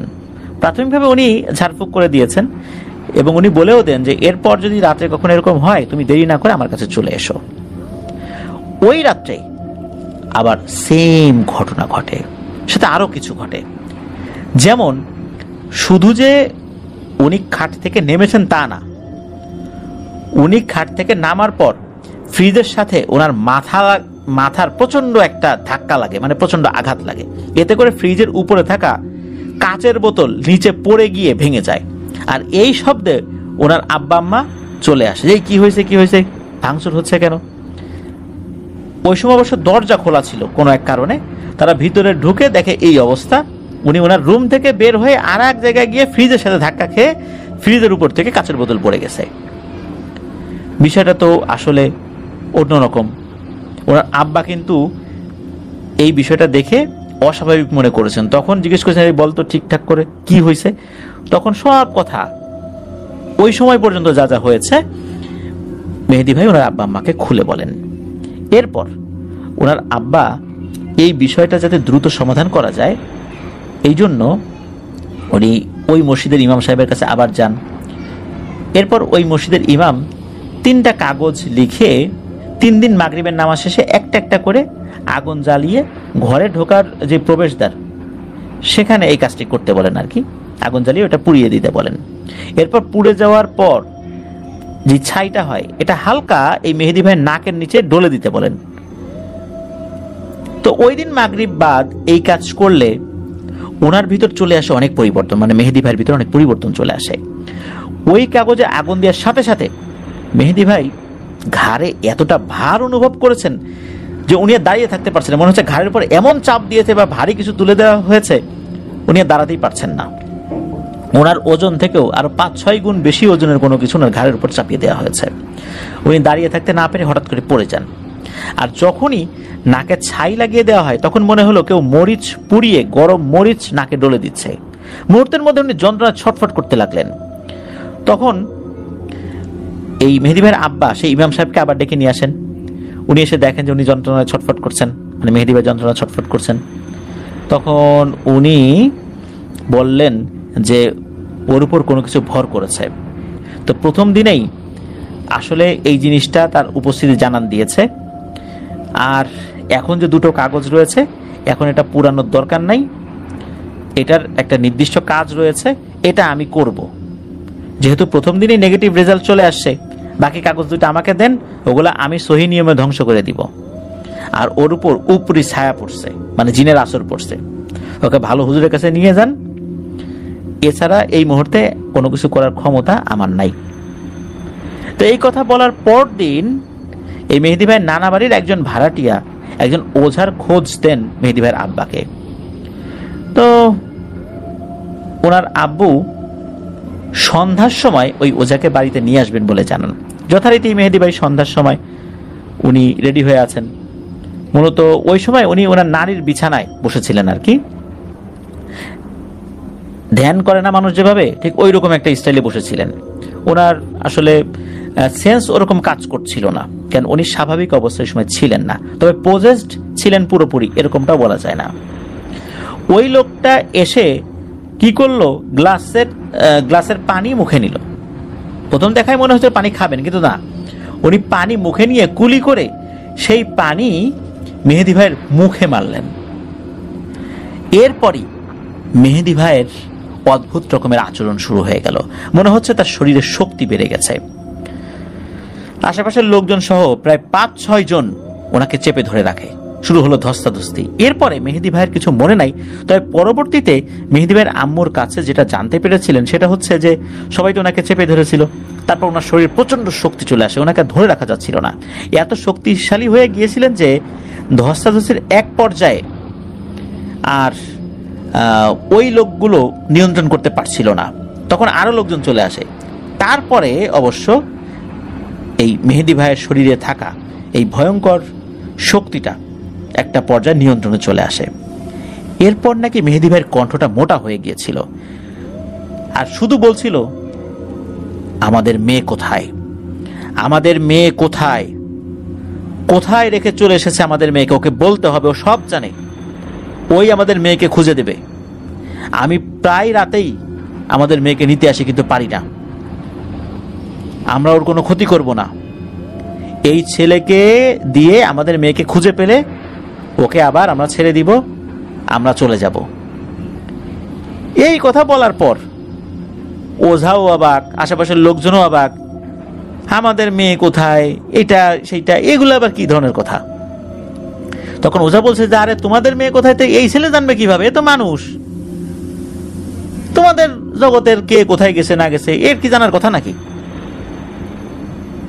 তখন বলে যে এত কিছু জানি না, আমাদের মেয়ে কোথায় এটা ওকে বলতে হবে, ওর মাধ্যম দিয়ে আমরা আমাদের মেয়েকে খুঁজে বের করব। তখন ওঝা বলে এসব বাহানা বাদ দিয়ে এই ছেলেকে ছেড়ে যাবে কিনা বল, নাহলে কিন্তু তোর জন্য ব্যবস্থা আছে। এই কথা বলার পর নাকি এই মেহেদি ভাইয়ের শরীরে থাকা এই অশরীরটা আরো ক্ষেপে গিয়ে বলে ওঠে, আমরা মেয়েকে নিয়ে যাব না, আমরা অবশ্যই আমাদের মেয়েকে খুঁজে নিয়ে তারপর যাব, কারণ আমরা এতটুকু ছোট বাচ্চা মেয়েকে রেখে যেতে পারবো না। ও কি অপরাধ করেছিল, তাই ওকে আমরা খুঁজে বের করবই। নিরপরাধ একজনকে এভাবে কষ্ট দিতে আমরা পারি না। তখন ওঝা বলছে এও তো নিরপরাধ। তখন ওই জিন বলছে যে না, এ নিরপরাধ না, এর সমস্যা আছে, কি হয়েছে না হয়েছে আমরা জানি, কিন্তু আমাদের মেয়েকে আমরা খুঁজে পাবোই, কিন্তু এর মাধ্যম দিয়ে, আর তারপর আমরা চলে যাব। এরপর ওঝা বলে যে অত কিছু বুঝি না রে বাপু, তুই যাবি কিনা বল, না হলে আমি ব্যবস্থা নিচ্ছি। এ কথা বলার পরপরই ওঝা তার প্রক্রিয়া শুরু করে। একটা পর্যায়ে বলে ওঠে আচ্ছা ঠিক আছে আমি চলে যাব। তখন ওঝা বলেন যে ঠিক তুই কিভাবে যাবি, বুঝবো কিভাবে। তখন ভিতরে থাকা ওই জিনটা বলে ওঠে উঠানের পাশে থাকা আম গাছের একটা ডাল ভেঙে চলে যাব। তো সাধারণত এটাই হয়, বিভিন্ন সময় দেখা যায় যে এরকম জিনেরা যাওয়ার সময় এই ডাল ভেঙে যাব, অমুক কলস ভেঙে যাব, কাঁঠাল গাছ নাড়াই দিয়ে যাব, এরকম কত কথা হয় না। তো এটা তো হয় এবং করেও দিয়ে যায়। তো এরপর কি হয়, মেহেদি ভাই নিস্তেজ হয়ে যায়। সকলে তো ওই আম গাছের দিকে তাকায় থাকে, না আম গাছের ডাল তো আর ভাঙে না, অবাক কাণ্ড। এরকম বিভিন্ন গল্প শুনেছে যাওয়ার সময় ডাল ভাঙে, এটা ভাঙে সেটা ভাঙে, কিন্তু আম গাছের ডাল তো আর ভাঙলো না। এরপর এই মেহেদি ভাইয়ের আব্বা উনি বিরক্ত হয়ে বলেন যে আপনাকে দিয়ে কাজ হবে না, আপনার থেকে শক্তিশালী কাউকে লাগবে, আপনি কিছুই করতে পারবেন না এর। এই কথা শোনার পর ওঝা বেশ লজ্জাবোধ করে, তো তাকে পারিশ্রমিক দিতে চাওয়া হলেও সেটা নেয় না, বরঞ্চ সে মেহেদি ভাইকে একটা তাবিজ দিয়ে চলে যায়। ওই দিন আর কিছু হয় নাই। তো ওই তাবিজটা নেয়ার পর মেহেদি ভাইয়ের আর তেমন কোনো সমস্যা হচ্ছিল না, তবে দূর থেকে ডিস্টার্ব করা শুরু করে, যেমন টিনের চালে বিকট শব্দ করা, ঝড়ো বাতাস হওয়া, কিন্তু বাইরে আসলে ঝড়ো বাতাস হচ্ছে না, ভেতর থেকে এরকমটা মনে হচ্ছে। একটা পর্যায়ে কি হয় যে মেহেদী ভাইয়ের আব্বা ওনাকে সান্ত্বনা বা অভয় দেওয়ার জন্য বাইরে নিয়ে গেছে, যে দেখ বাইরে কিছুই নাই। আসলে এগুলো আমরা ভেতর থেকে শুনছি, অনুভব করছি বাইরে কিছুই হচ্ছে না। তো আসলে বাইরে কিছু হচ্ছিল না।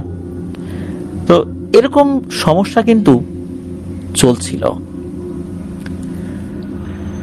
এক রাত্রে কি হয়, মেহেদী ভাই উনি ওয়াশরুমে যাবেন, ওয়াশরুমটা ঘরের বাইরে ছিল আর কি। তো উনি যখন ওনার আব্বুকে বলেছেন যে ওয়াশরুমে যাব, তখন আব্বু ওনার সাথে যাবেন। তো বাইরে যখন বের হয়েছেন, মেহেদী ভাই একটু আগে ওনার আব্বু পেছনে। হঠাৎ করে মেহেদী ভাই দেখেন ওনাদের একটা মেহগনি গাছ আছে, এই মেহগনি গাছের উপর থেকে বিশাল বড় একটা হাত, যে হাতের পাঞ্জাটা অনেক বড়, কয়েকটা মানুষের পাঞ্জার মধ্যে ঢুকে যাবে, এইরকম একটা হাত লম্বা হয়ে ছুটে আসছে। তো এসব দেখে মেহেদী ভাই তো ভয় পাওয়ার কথা, কিন্তু না, মেহেদী ভাই প্রচন্ড বিরক্ত হন। উনি কি করছেন, সেই হাতের উপরে, হাতটা যখন কাছাকাছি চলে আসছে, ওই হাতের উপর কিল ঘুষি মারা শুরু করছেন। তো এইটা দেখে মেহেদী ভাইয়ের আব্বা তাকে ধরাধরি করে ঘরে নিয়ে যায়। ঘরে নিয়ে যাওয়ার পর মেহেদী ভাইয়ের আব্বু দেখেন যে মেহেদী ভাইয়ের হাতটা ফুলে গেছে, বিভিন্ন জায়গায় মানে ছিলে গেছে। তার মানে কোনো কিছুর সাথে আঘাত লাগছে, এরকম ফুলবে, ছিলে যাবে, বিষয়টা এরকম।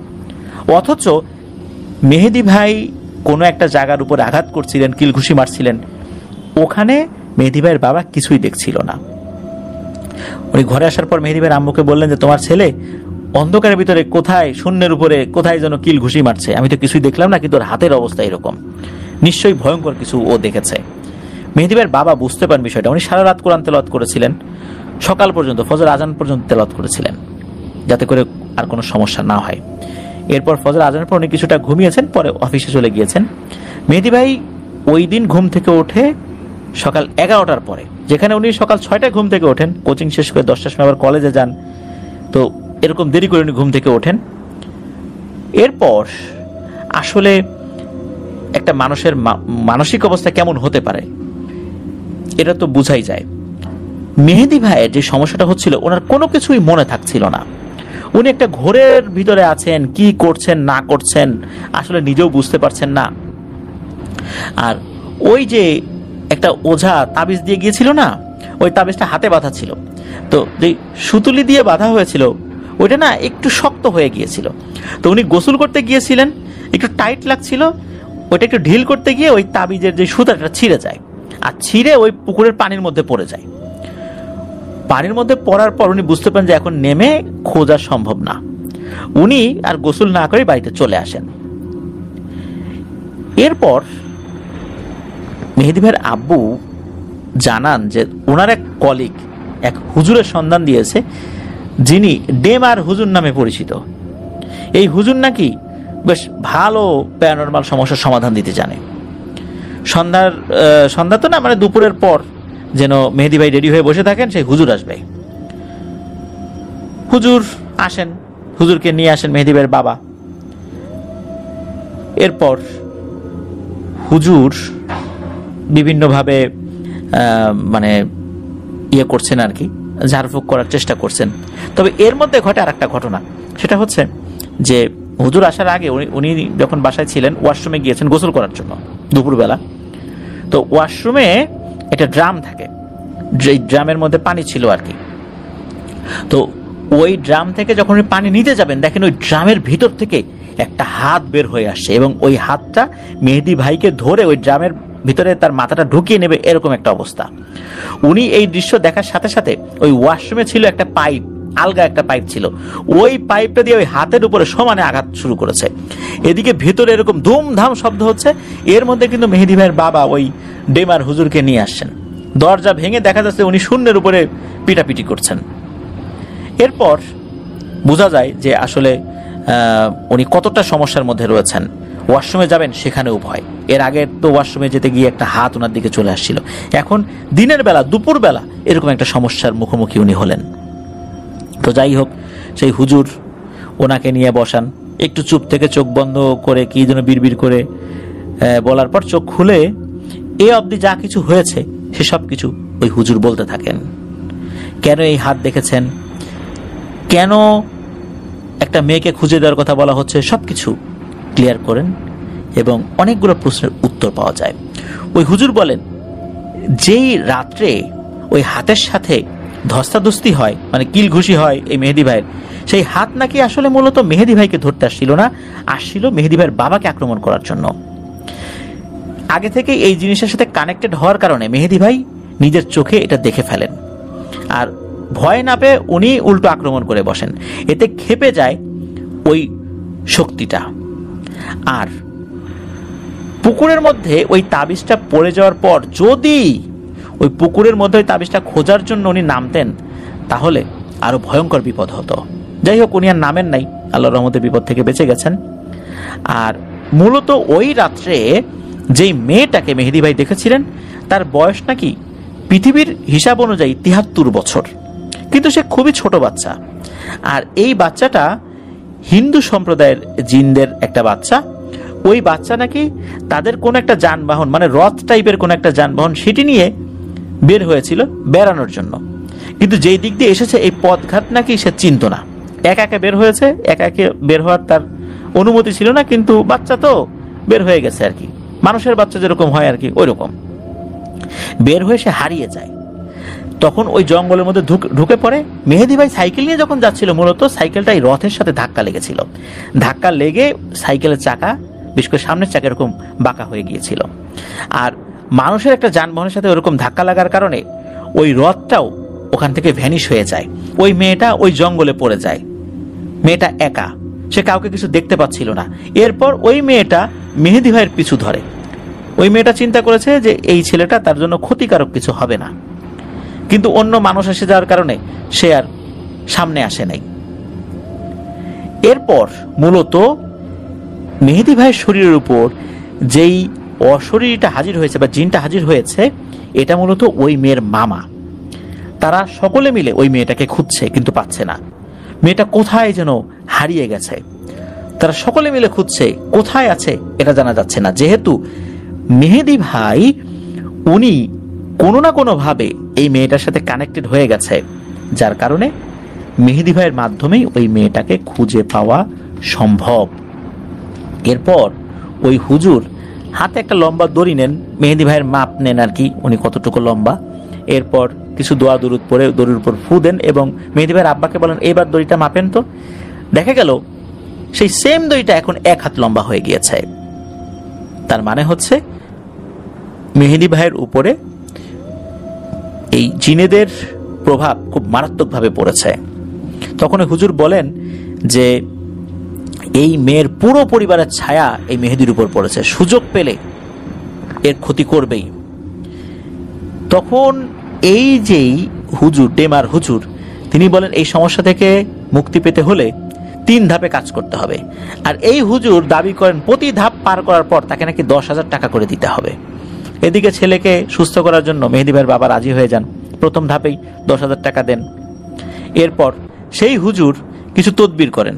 প্রথমে একটা তাবিজ দেন এবং এরপরে আরো 2টা তাবিজ দেন। বলেন যে প্রথম তাবিজটা 9 দিন পরে থাকতে হবে, এর 9 দিন পর আবার আরেকটা, তারপর আরেকটা। এরপরে ওই হুজুর পানি পড়া, তারপর সরিষার তেল, এগুলো দিয়ে গিয়েছেন। আরো কিছু বিষয় বলে যান আর কি। এই 9 দিনের পরে হচ্ছে দ্বিতীয় ধাপের কাজ শুরু হবে। তেল পড়া, তারপরে এই জিনিসগুলো তো বিশেষ করে তেল শরীরে মাখতে হবে, পানি পড়া খেতে হবে। সমস্যা হলো কি, যখনই এই পানি পড়া খান শরীরের ভেতর থেকে যন্ত্রণা শুরু হয়, আর তেল যখন শরীরে মাখেন শরীরের উপরি ভাগে মারাত্মক জ্বালা যন্ত্রণা শুরু হয়। মনে হচ্ছে ওনার শরীরটাকে কেউ আগুনে ঝলসিয়ে দিচ্ছে। আর পানি খাওয়ার সাথে সাথে বমি, মাথা ব্যথা, জ্বর, এরকম 3 দিন যখন হয়েছে, তখন শারীরিক অবস্থার মারাত্মক অবনতি হয় মেহেদি ভাইয়ের। তখন এই ডেমার হুজুরের উপর থেকে মেহেদি ভাইয়ের বাবার আস্থা এবং বিশ্বাস উঠে যায়। এরপর ওনার বাবা বলেন যে এই তাবিজটা খুলে ফেলতো, আর পড়তে হবে না, আর এই পানি পড়া, তেল পড়া এগুলো বন্ধ কর, দেখি কি করা যায়। এর মধ্যে আসলে মেহেদি ভাই একদম পাগলের মতো হয়ে গিয়েছিলেন। উনি অনেক আচরণ করতেন, যেটা পরবর্তীতে সকলের কাছ থেকে শুনেছেন। ওনারও সেন্স থাকতো না আসলে উনি কি করতেন। উনি উদ্ভট জায়গার নাম বলতেন, তারপরে এমন এমন খাবার খেতে চাইতেন যেগুলো আসলে সচরাচর দেখাই যায় না, পাওয়াই যায় না। বাংলাদেশে এগুলোর নামই কেউ শোনে নাই, এমনও হতে পারে। এদিকে সামনে এইচএসসি পরীক্ষা, মানে ইন্টারমিডিয়েট পরীক্ষা। ছেলেটার এই অবস্থা, কি হবে সামনে? ওনার বাবা তো হন্যে হয়ে একজন ভালো হুজুরের সন্ধান শুরু করেছেন। আল্লাহর রহমতে পেয়েও যান। স্থানীয় গৌরম্ভা এলাকার একটি এতিমখানা মাদ্রাসা রয়েছে, সেই মাদ্রাসার প্রিন্সিপাল নাকি খুবই পারদর্শী এই সমস্ত বিষয় এবং খুব ভালো মানুষ। উনি বিল্লাল নামে পরিচিত। ওনার কাছে যখন এই বিষয়ে জানতে চাওয়া হয়, তথ্যগুলো শেয়ার করা হয়, তখন উনি ওনার অনুগত জিনদের মাধ্যমে কিছু তথ্য সংগ্রহ করেন। এই তথ্য জানার পর ওনার পুরো পরিবার তো হতবাক হয়ে গেছে, কি বলে হুজুর। শুরুর দিকে বিশেষ করে ওই ডেমার হুজুর যে বিষয়গুলো বলেছিলেন তার কিছু অংশ মিল রয়েছে, হ্যাঁ সত্যি এই বাচ্চা মেয়েটা এই জগতে এসে আটকে গেছে, তাকে খুঁজে পাওয়া যাচ্ছে না, মেহেদী ভাইয়ের মাধ্যমে খুঁজে পাওয়া যাবে, এটা সত্য। কিন্তু সমস্যা হয়েছে কি, এই যে ডেমার হুজুর, এই ডেমার হুজুর ভয়ঙ্কর একটা কাজ করে বসছেন। সেটা হচ্ছে এই হুজুর পুরোপুরি একটা ভণ্ড এবং ব্ল্যাক ম্যাজিশিয়ান, একটা লেবাসধারী, একটা দুষ্টু শয়তান। কারণ হচ্ছে উনি যখনই দেখছেন যে এই মেয়েটাকে খোঁজার জন্য মেয়ের মামা এই মেহেদী ভাইয়ের উপরে প্রভাব বিস্তার করেছে, তখনই তার মধ্যে এই দুষ্টমি ভাবটা প্রকট হয়, তখন তার আসল রূপ বেরিয়ে আসে। সে মূলত যে তাবিজটা দিয়েছিল, এই তাবিজের মাধ্যমে মেহেদী ভাইয়ের শরীরের মধ্যে এই জিনটাকে আটকে ফেলেছে।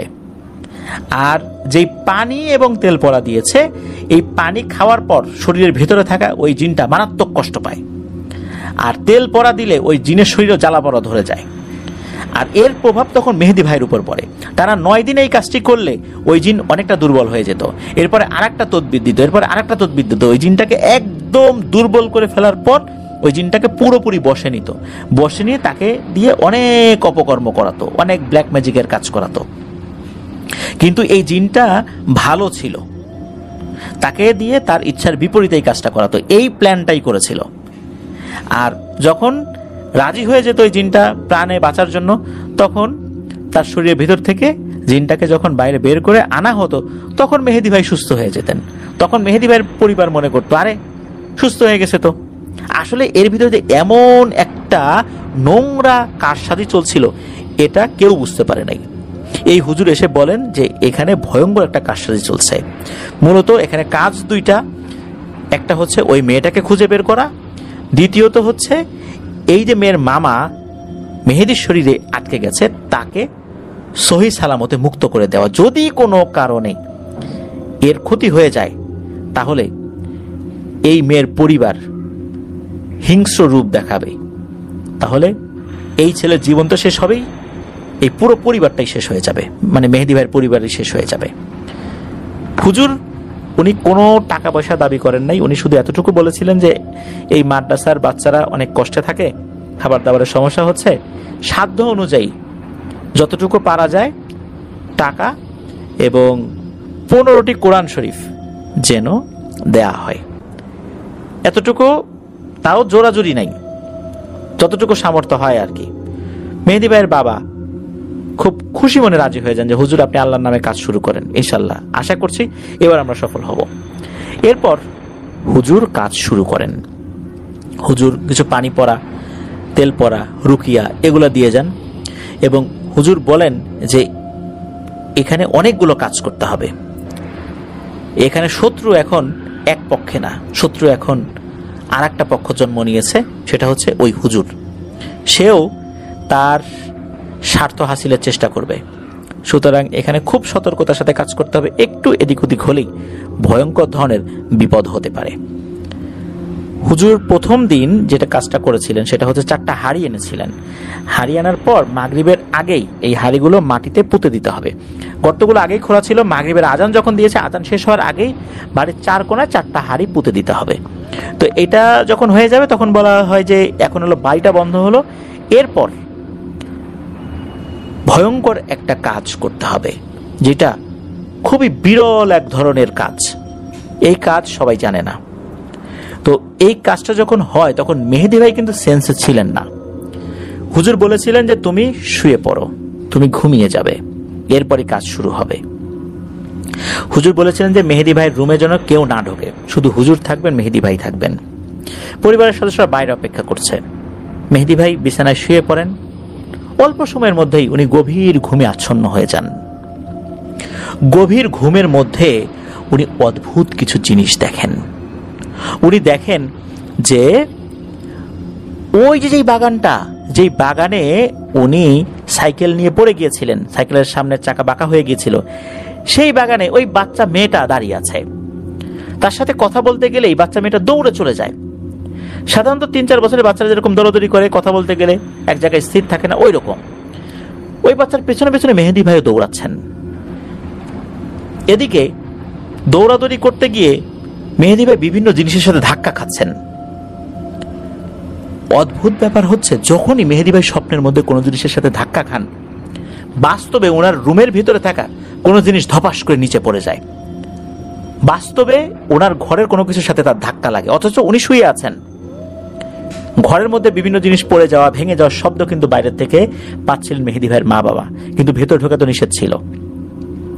এরপর মেহেদী ভাই স্বপ্নে দেখছেন যে ওই মেয়েটা একটা শ্মশানের ভেতরে চলে গেল। এরপর হঠাৎ করে সেই হুজুরকে মেহেদী ভাই স্বপ্নে দেখেন। হুজুর বলছেন যে মেহেদী, আর আগানো যাবে না, সামনে চলো, এখন আমাদেরকে যেতে হবে। ওই সময় ওই মেয়েটাকেও হারিয়ে ফেলেন। মেহেদী ভাই যখন ঘুম ভাঙে তখন দেখেন যে তার পাশে হুজুর আছে, বসে আছে। মেহেদী ভাই ঘুম থেকে ওঠেন। ওঠার পর তখন হুজুর তার মা বাবাকে ডাকেন। মা বাবা ঘরে এসে দেখেন যে বিভিন্ন জিনিস এলোমেলো হয়ে পড়ে আছে, কিছু জিনিস ভেঙে গেছে, যেগুলো আর কি ভঙ্গুর জিনিস, এগুলো উপর থেকে পড়ে ভেঙে গেছে। তখন মেহেদী ভাই বলেন স্বপ্নের মধ্যে উনি কি দেখেছেন। স্বপ্নের মধ্যে ওই মেয়েটির পিছনে দৌড়াতে গিয়ে উনি বিভিন্ন গাছ বা এই টাইপের কোনো জিনিসের সাথে ধাক্কা খেয়েছেন, যেটা ওরা রুমের মধ্যে হয়েছে। যখনই কোনো জিনিসের সাথে ধাক্কা খেয়েছেন তখনই ওই রুমের কোনো জিনিস ভেঙে পড়ে যায়। এটা খুবই অদ্ভুত একটা ব্যাপার। তো যাই হোক, ওই রাতের মতো ওইটা হয়। হুজুর বলেন যে পরের দিন আবার একই পদ্ধতিতে কাজ হবে, ইনশাল্লাহ দেখি আমরা কতটুকু কাজ আগাতে পারি।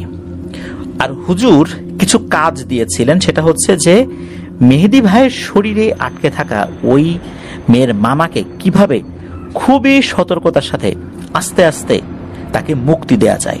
এই মুক্তির পদ্ধতিটাও খুব জটিল, একটু এদিক ওদিক হলেই ওই জিনটার মৃত্যু হবে।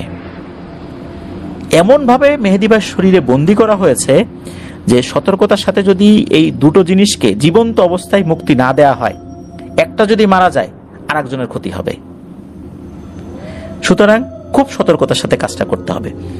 হুজুর পরদিন সকালবেলা, ভোরবেলা, উনি তো বাইক নিয়ে আসছিলেন, চলে গিয়েছিলেন ওই বাসা থেকে, মানে মেহেদী ভাইয়ের বাসা থেকে তার মাদ্রাসায় যেতে, বাইক চালিয়ে যেতে 1.5 ঘন্টার মতো সময় লাগে আর কি। তো উনি বলেছিলেন যে উনি রাত্রে আবার আসবেন। তো উনি রাতের বেলা এসেছিলেন। আগের মতোই মেহেদী ভাই আর হুজুর রুমে ঢুকে পড়েন, আর কারো ঢোকার অনুমতি ছিল না। অল্প সময়ের মধ্যে মেহেদী ভাই ঘুমিয়ে যান। উনি ঘুমিয়ে গিয়ে দেখতে পান ওই যে শ্মশানটা, ওই শ্মশানে এখন মেহেদী ভাই প্রবেশ করার জন্য গেটে দাঁড়িয়ে আছেন। আর এবার হুজুরও তার পাশে আছেন। হুজুর বলছেন মেহেদী চলো ভেতরে যাই, এখন দেখি ভিতরে কি হয়। দুজন ভেতরে ঢুকলেন। ঢুকে দেখা গেল চারদিকে ধোঁয়া উঠছে, কয়লার স্তূপ থেকে ধোঁয়া বাইরে বের হচ্ছে, সাদা সাদা ধোঁয়া, কিন্তু কাউকে দেখা যাচ্ছে না। অনেকক্ষণ হাঁটার পর হঠাৎ করে বাচ্চার কান্নার আওয়াজ ওনারা শুনতে পান। সেই বরাবর উনি এবং হুজুর হেঁটে গিয়ে দেখেন সেই বাচ্চা মেয়েটাকে কেউ যেন আটকে রেখেছে, মনে হচ্ছে তাকে কেউ বেঁধে রেখেছে। একটা মধ্যবয়স্কা মহিলা, এই মহিলাটা ওই বাচ্চাটাকে আটকে রেখেছে। মনে হচ্ছে যে ওই বাচ্চাটাকে দিয়ে সে বিশেষ কিছু করাতে চায়। মহিলাটা খুবই নোংরা প্রকৃতির, দেখেই বোঝা যাচ্ছে এটা একটা পিশাচ শ্রেণীর কোনো জিন হবে। ওই মেয়েটি কোনোভাবেই সেখানে থাকতে চাচ্ছে না, কান্নাকাটি করছে, বলছে আমাকে ছেড়ে দাও, আমাকে ছেড়ে দাও, আমি আমার মা বাবার কাছে চলে যাব। ঠিক মানুষের বাচ্চা যেভাবে কান্নাকাটি করে তার মা বাবার কাছে যাওয়ার জন্য, সেভাবে ছটফট করছে। আর ওই পিশাচটা বলছে দেব না, তোকে দেব না, তোকে আমি আমার গোলাম বানাবো, আর এইখানে যে তোকে উদ্ধার করার জন্য আসবে তাকেও মেরে ফেলবো। ওই সময় মেহেদী ভাই এবং হুজুর সেখানে পৌঁছান। ওখানে যাওয়ার পর হুজুর এমন একটা পদ্ধতি অবলম্বন করেন যে ওই পিশাচটা মেহেদী ভাই, ওই বাচ্চা মেয়েটা আর হুজুরের কোনো ক্ষতি করতে পারছে না। হুজুর ওই স্বপ্নের ওই ঘোরের মধ্যেই মেহেদী ভাইকে বলেন যে মেহেদী, গতকাল আমরা ভেতরে ঢুকতে পারি নাই, কারণ হচ্ছে গতকাল ঢোকার জন্য যে প্রস্তুতি দরকার সেটা আমাদের ছিল না, আমি আজ প্রস্তুতি নিয়ে আসছি। সুতরাং আজকে আমরা কাজটা করবই। এরপর ওনারা ওখানে ঢুকেছেন। তারপর ছাড়িয়ে আনার চেষ্টা করলেও মূলত ওখানে কোনো একটা অদৃশ্য একটা বাধা ওনারা পাচ্ছিলেন, যার কারণে ওই অবস্থায় হুজুর বলেন, আচ্ছা ঠিক আছে চলো আজকে চলে যাই, আজকে আমরা মনে হয় বাচ্চাটাকে ছাড়াতে পারবো না, ছাড়াতে গেলে বাচ্চাটার ক্ষতি হতে পারে, আর বাচ্চার ক্ষতি হলে তখন আরো বড় ধরনের বিপর্যয় নেমে আসবে। হঠাৎ করে মেহেদী ভাইয়ের ঘুম ভেঙে যায়। উনি দেখেন হুজুর পাশে বসে আছেন, হুজুর মিটমিট করে হাসছেন। বোঝাই যাচ্ছে এতক্ষণ যা হয়েছে এটা সম্পূর্ণ অদ্ভুত টাইপের একটা জিনিস। এটা স্বপ্নের মধ্যে হলেও এটা মূলত বাস্তব জগতেই তাদের রুহটা চলে গিয়েছে, এমন একটা পদ্ধতি। এটা খুব জটিল একটা পদ্ধতি। এরপর কিছু কথোপকথন হয় হুজুরের সাথে যে হুজুর আসলে আমরা কেন মেয়েটাকে উদ্ধার করলাম না। হুজুর সেই একই কথা বলেন যে না, এখন উদ্ধার করতে গেলে বড় ধরনের বিপদ হবে, এখন আমরা এটা করতে পারবো না, পরে আমরা করব, শেষ দিনের চিকিৎসায় ইনশাল্লাহ আমরা পুরো কাজটা করব। শেষ দিনের চিকিৎসা ছিল আরো অদ্ভুত। এই দিনে উনি ঘুমান নাই, চোখ বন্ধ করেছিলেন, পুরো সজ্ঞানে ছিলেন। আর এই পুরো ব্যাপারটা সমস্ত শরীরের প্রত্যেকটা অঙ্গ প্রত্যঙ্গ দিয়ে মেহেদী ভাই অনুভব করেছিলেন। হুজুর এবার বলেন যে ওই যে ডেমার হুজুরের দেয়া সেই তাবিজটা এখন লাগবে। সেই তাবিজটা মেহেদী ভাইয়ের আম্মার কাছে ছিল, উনি নিয়ে আসেন। তখন কিন্তু মেহেদী ভাইয়ের আব্বা আম্মা পাশেই ছিল। এরপর তাদেরকে বেরিয়ে যেতে বলা হয়, ওনারা বেরিয়ে যান। হুজুর একটি মোমবাতি জ্বালিয়ে এই তাবিজগুলো হাতে নিয়ে কি যেন পড়তে থাকেন, আর মেহেদী ভাইকে বলেন যে তুমি চোখ বন্ধ করে রাখবে, আর তোমার যতগুলো সূরা কেরাত জানা আছে, যত আয়াত জানা আছে, যত দোয়া দুরূদ জানা আছে, তুমি সেগুলো মনে মনে পড়তে থাকবে। এভাবে মেহেদী ভাই পড়তে থাকেন। হঠাৎ করে এমন একটা পরিবেশে উনি চলে যান, মনে হচ্ছে উনি সরাসরি সেই জায়গায় চলে গিয়েছেন।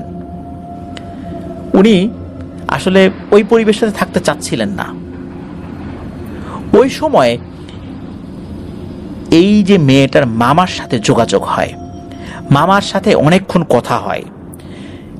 সেই মামার সাথে যখন কথা হয় তখন ওই হুজুরও আছেন, মেহেদী ভাইও আছেন, তারা উপস্থিত থেকে সেই অবয়বের সাথে কথা বলছেন। হুজুর বলছেন তোমাদের মেয়েকে এই শ্মশানে আটকে রাখা হয়েছে, এটা উদ্ধারের দায়িত্ব আমাদের না, কেননা আমরা যদি উদ্ধার করতে যাই তাহলে এই শ্মশানে থাকা পিশাচের সাথে আমাদের মারামারি বেঁধে যাবে, তখন ক্ষয়ক্ষতির পরিমাণ বেড়ে যাবে। তোমরা তোমাদের মেয়েকে উদ্ধার করো, আর তোমাকে এর শরীর থেকে মুক্ত করার জন্য যা যা চেষ্টা করার দরকার আমরা করব, তবে এরপর তোমরা চলে যাবে, কখনোই একে আর ক্ষতি করবে না। এদিকে মেয়ের সন্ধান পেয়ে মামা তো অনেক খুশি, যদিও বা মামা কিন্তু এই মেহেদী ভাইয়ের শরীরে বন্দী আছে, এক অদ্ভুত রকমের যোগাযোগ হচ্ছে তাদের সাথে। তো যাই হোক, একটা পর্যায়ে নাকি এই মেয়ের পরিবারের সদস্যরা আরো অনেক জিনদেরকে সাথে নিয়ে সেই শ্মশান থেকে ওই মেয়েটাকে উদ্ধার করে। আর পিশাচটা যখন দেখেছে যে অনেক জিনেরা আসছে উদ্ধার করার জন্য, তখন কি সে স্বইচ্ছায় ছেড়ে দিয়েছে নাকি ওখানে গিয়ে কোনো ঝামেলা হয়েছে, এই বিষয়ে আসলে জানা যায় নাই। পরিবারটির কাছে যেতে পেরে মেয়েটি অনেক খুশি, পরিবারও অনেক খুশি। এদিকে মেয়ের মামা কিন্তু এখনো বন্দী। এরপর যেটা হয় সেটা বেশ জটিল একটা পদ্ধতি। এরপর কিন্তু স্বাভাবিক জগতে সবাই চলে আসছেন আর কি, মেহেদী ভাই চোখ খুলেছেন। এরপর যেটা হয় সেটা হচ্ছে যে ওই হুজুর তার জিনেদের মাধ্যম দিয়ে ওই মেয়ের পরিবারের জিনেদের সাথে যোগাযোগ করেন। মেয়ের পরিবারের জিনেরা মেহেদী ভাইয়ের উপর খুব ক্ষিপ্ত, যদিও বা মেহেদীর ভাইয়ের দোষ নাই এটা তারা বলেন, কিন্তু তার কারণে তো এই সমস্যাটা সৃষ্টি হয়েছে, তার মেয়েকে হারাতে হারাতে গিয়ে পেয়েছে। তারা শুধু একটা কথাই বলেছে, যদি কোনো কারণে এই মেয়ের মামার প্রাণহানি হয় তাহলে মেহেদী ভাইকে প্রাণে মারবেন না, তবে শরীরের কোনো একটা অঙ্গ স্থায়ীভাবে পঙ্গু করে দেবেন, ব্রেইন ড্যামেজ করে দিতে পারে, সারা জীবন পাগল হয়ে থাকতে হবে, অথবা কোনো একটা অঙ্গ চিরতরে বিকলাঙ্গ করে দেবেন। যদি মেয়েটার মামা মারা যায় মেহেদী ভাইয়ের শরীর থেকে মুক্ত করতে গিয়ে, আর যদি সুস্থ স্বাভাবিকভাবে সবকিছু হয়ে যায় তাহলে তাদের আর কোনো রাগ ক্ষোভ কিছুই থাকবে না। তো এরকম একটা শর্ত দিয়ে দেয়। আর সব কথা তারাও জানে যে এই ডেমার হুজুর কি কাজটা করেছিল, কিভাবে মেয়ের মামাকে বন্দি করে ফেলেছিল। এরপর কি হয় যে একটা নির্দিষ্ট দিনে হুজুর আসরের পর মেহেদী ভাইদের বাড়িতে চলে আসেন। ওই যে ডেমার হুজুরের দেয়া যে তাবিজগুলো, এই তাবিজগুলো নিয়ে একটা পুকুরে যেতে হবে। কোন পুকুরে যাওয়া যায়? তখন হযরত শাহজালাল রহমতুল্লাহ আলাইহির মাজারের বাইরে যে পুকুরটা রয়েছে, মানে মাজার সংলগ্ন যে পুকুরটা, ওই পুকুরে যান। তখন হুজুর ওই তাবিজ দুটোর বাইরে যে মোম রয়েছে এই মোমগুলো আগুন দিয়ে গলিয়ে ফেলেন। এরপর মেহেদী ভাইকে বলেন যে তুমি টানা 7 বার নিঃশ্বাস বন্ধ করে ডুব দিবা। মেহেদী ভাই তাই করেন। একটা নিরাপদ স্থানে, পুকুরের একটা নিরাপদ স্থানে উনি টানা 7 বার ডুব দিয়ে উঠে আসেন। এরপর ওই যে তাবিজ দুটো এটা সজোরে সমস্ত শরীর দিয়ে নিক্ষেপ করেন পুকুরের পানিতে। যখন নিক্ষেপ করেছেন মেহেদী ভাই একটা দৃশ্য দেখেন যেটা অন্য কেউ দেখতে পায়নি। মেহেদী ভাই দেখেন যে পুকুরের পানির একটা জায়গায় আলোড়ন সৃষ্টি হলো, বিশেষ করে যেই জায়গাটাতে তাবিজটা পড়েছিল। ওর ভিতর থেকে বেশ মোটা সোটা একটা অবয়ব বের হলো, পরনে ধুতি ছিল, পায়ে নাগরাই জুতা ছিল। চেহারাটা ভয়ঙ্কর না কিন্তু অস্বাভাবিক, শরীরটা লোমশ, কিন্তু দেখলে যে মানুষ ভয়ে অজ্ঞান হয়ে যাবে সেটা এরকমও না। ওই অবয়বটা পানির উপর থেকে ভেসে ওঠে, ভেসে শূন্যে উঠে যায়। তার মুখে হাসি ছিল, শুধু মেহেদী ভাইকে উদ্দেশ্য করে বলেছিল যে আমার ভাগ্নির নাম চন্দ্রা। এটা বলার সাথে সাথেই সে হাওয়ায় মিলিয়ে যায়। এরপর এই বিল্লাল হুজুর উনি ফোন দিয়ে বিভিন্নভাবে এই মেহেদী ভাইয়ের খোঁজ খবর রাখতেন যে কি অবস্থা, কেমন আছে। আল্লাহর রহমতে পরিপূর্ণভাবে সুস্থ হয়ে যান। আর এই ঘটনায় খুশি হয়ে মেহেদী ভাইয়ের বাবা নগদ 50,000 টাকা এতিমখানায় দান করেছিলেন, সেই সাথে 15টি কোরআন শরীফ দান করেছিলেন বাচ্চাদের পড়ার জন্য। আল্লাহর রহমতে মেহেদী ভাই পুরোপুরি সুস্থ, আলহামদুলিল্লাহ। তো এইভাবেই এই সমস্যাটার সমাধান হয়েছিল। প্রিয় লিসেনার্স, আপনারা একবার ভাবুন কি জটিল একটা পদ্ধতি, যে পদ্ধতিতে মানুষ ঘুমিয়ে থেকে অন্য একটা জগতে চলে যায়, আবার চোখ বন্ধ করে অন্য জগতে চলে যায়, যেই জগতে গিয়ে খুঁজে পাওয়া যায় কোনো এক অশরীরী সত্তাকে। এরকম ঘটনা আসলে খুব রেয়ার। মেহেদী ভাইকে ধন্যবাদ জানিয়েছি আমি নিজেও ফোন করে যে ওনার এই ঘটনার জন্য। প্রিয় লিসেনার্স, আশা করছি এই ঘটনাটি আপনাদের কাছে ভালো লেগেছে, আর আপনারা বেশি বেশি করে আমাদেরকে সত্য ভয়ের ঘটনা পাঠাবেন, এটা আমরা আশা করব।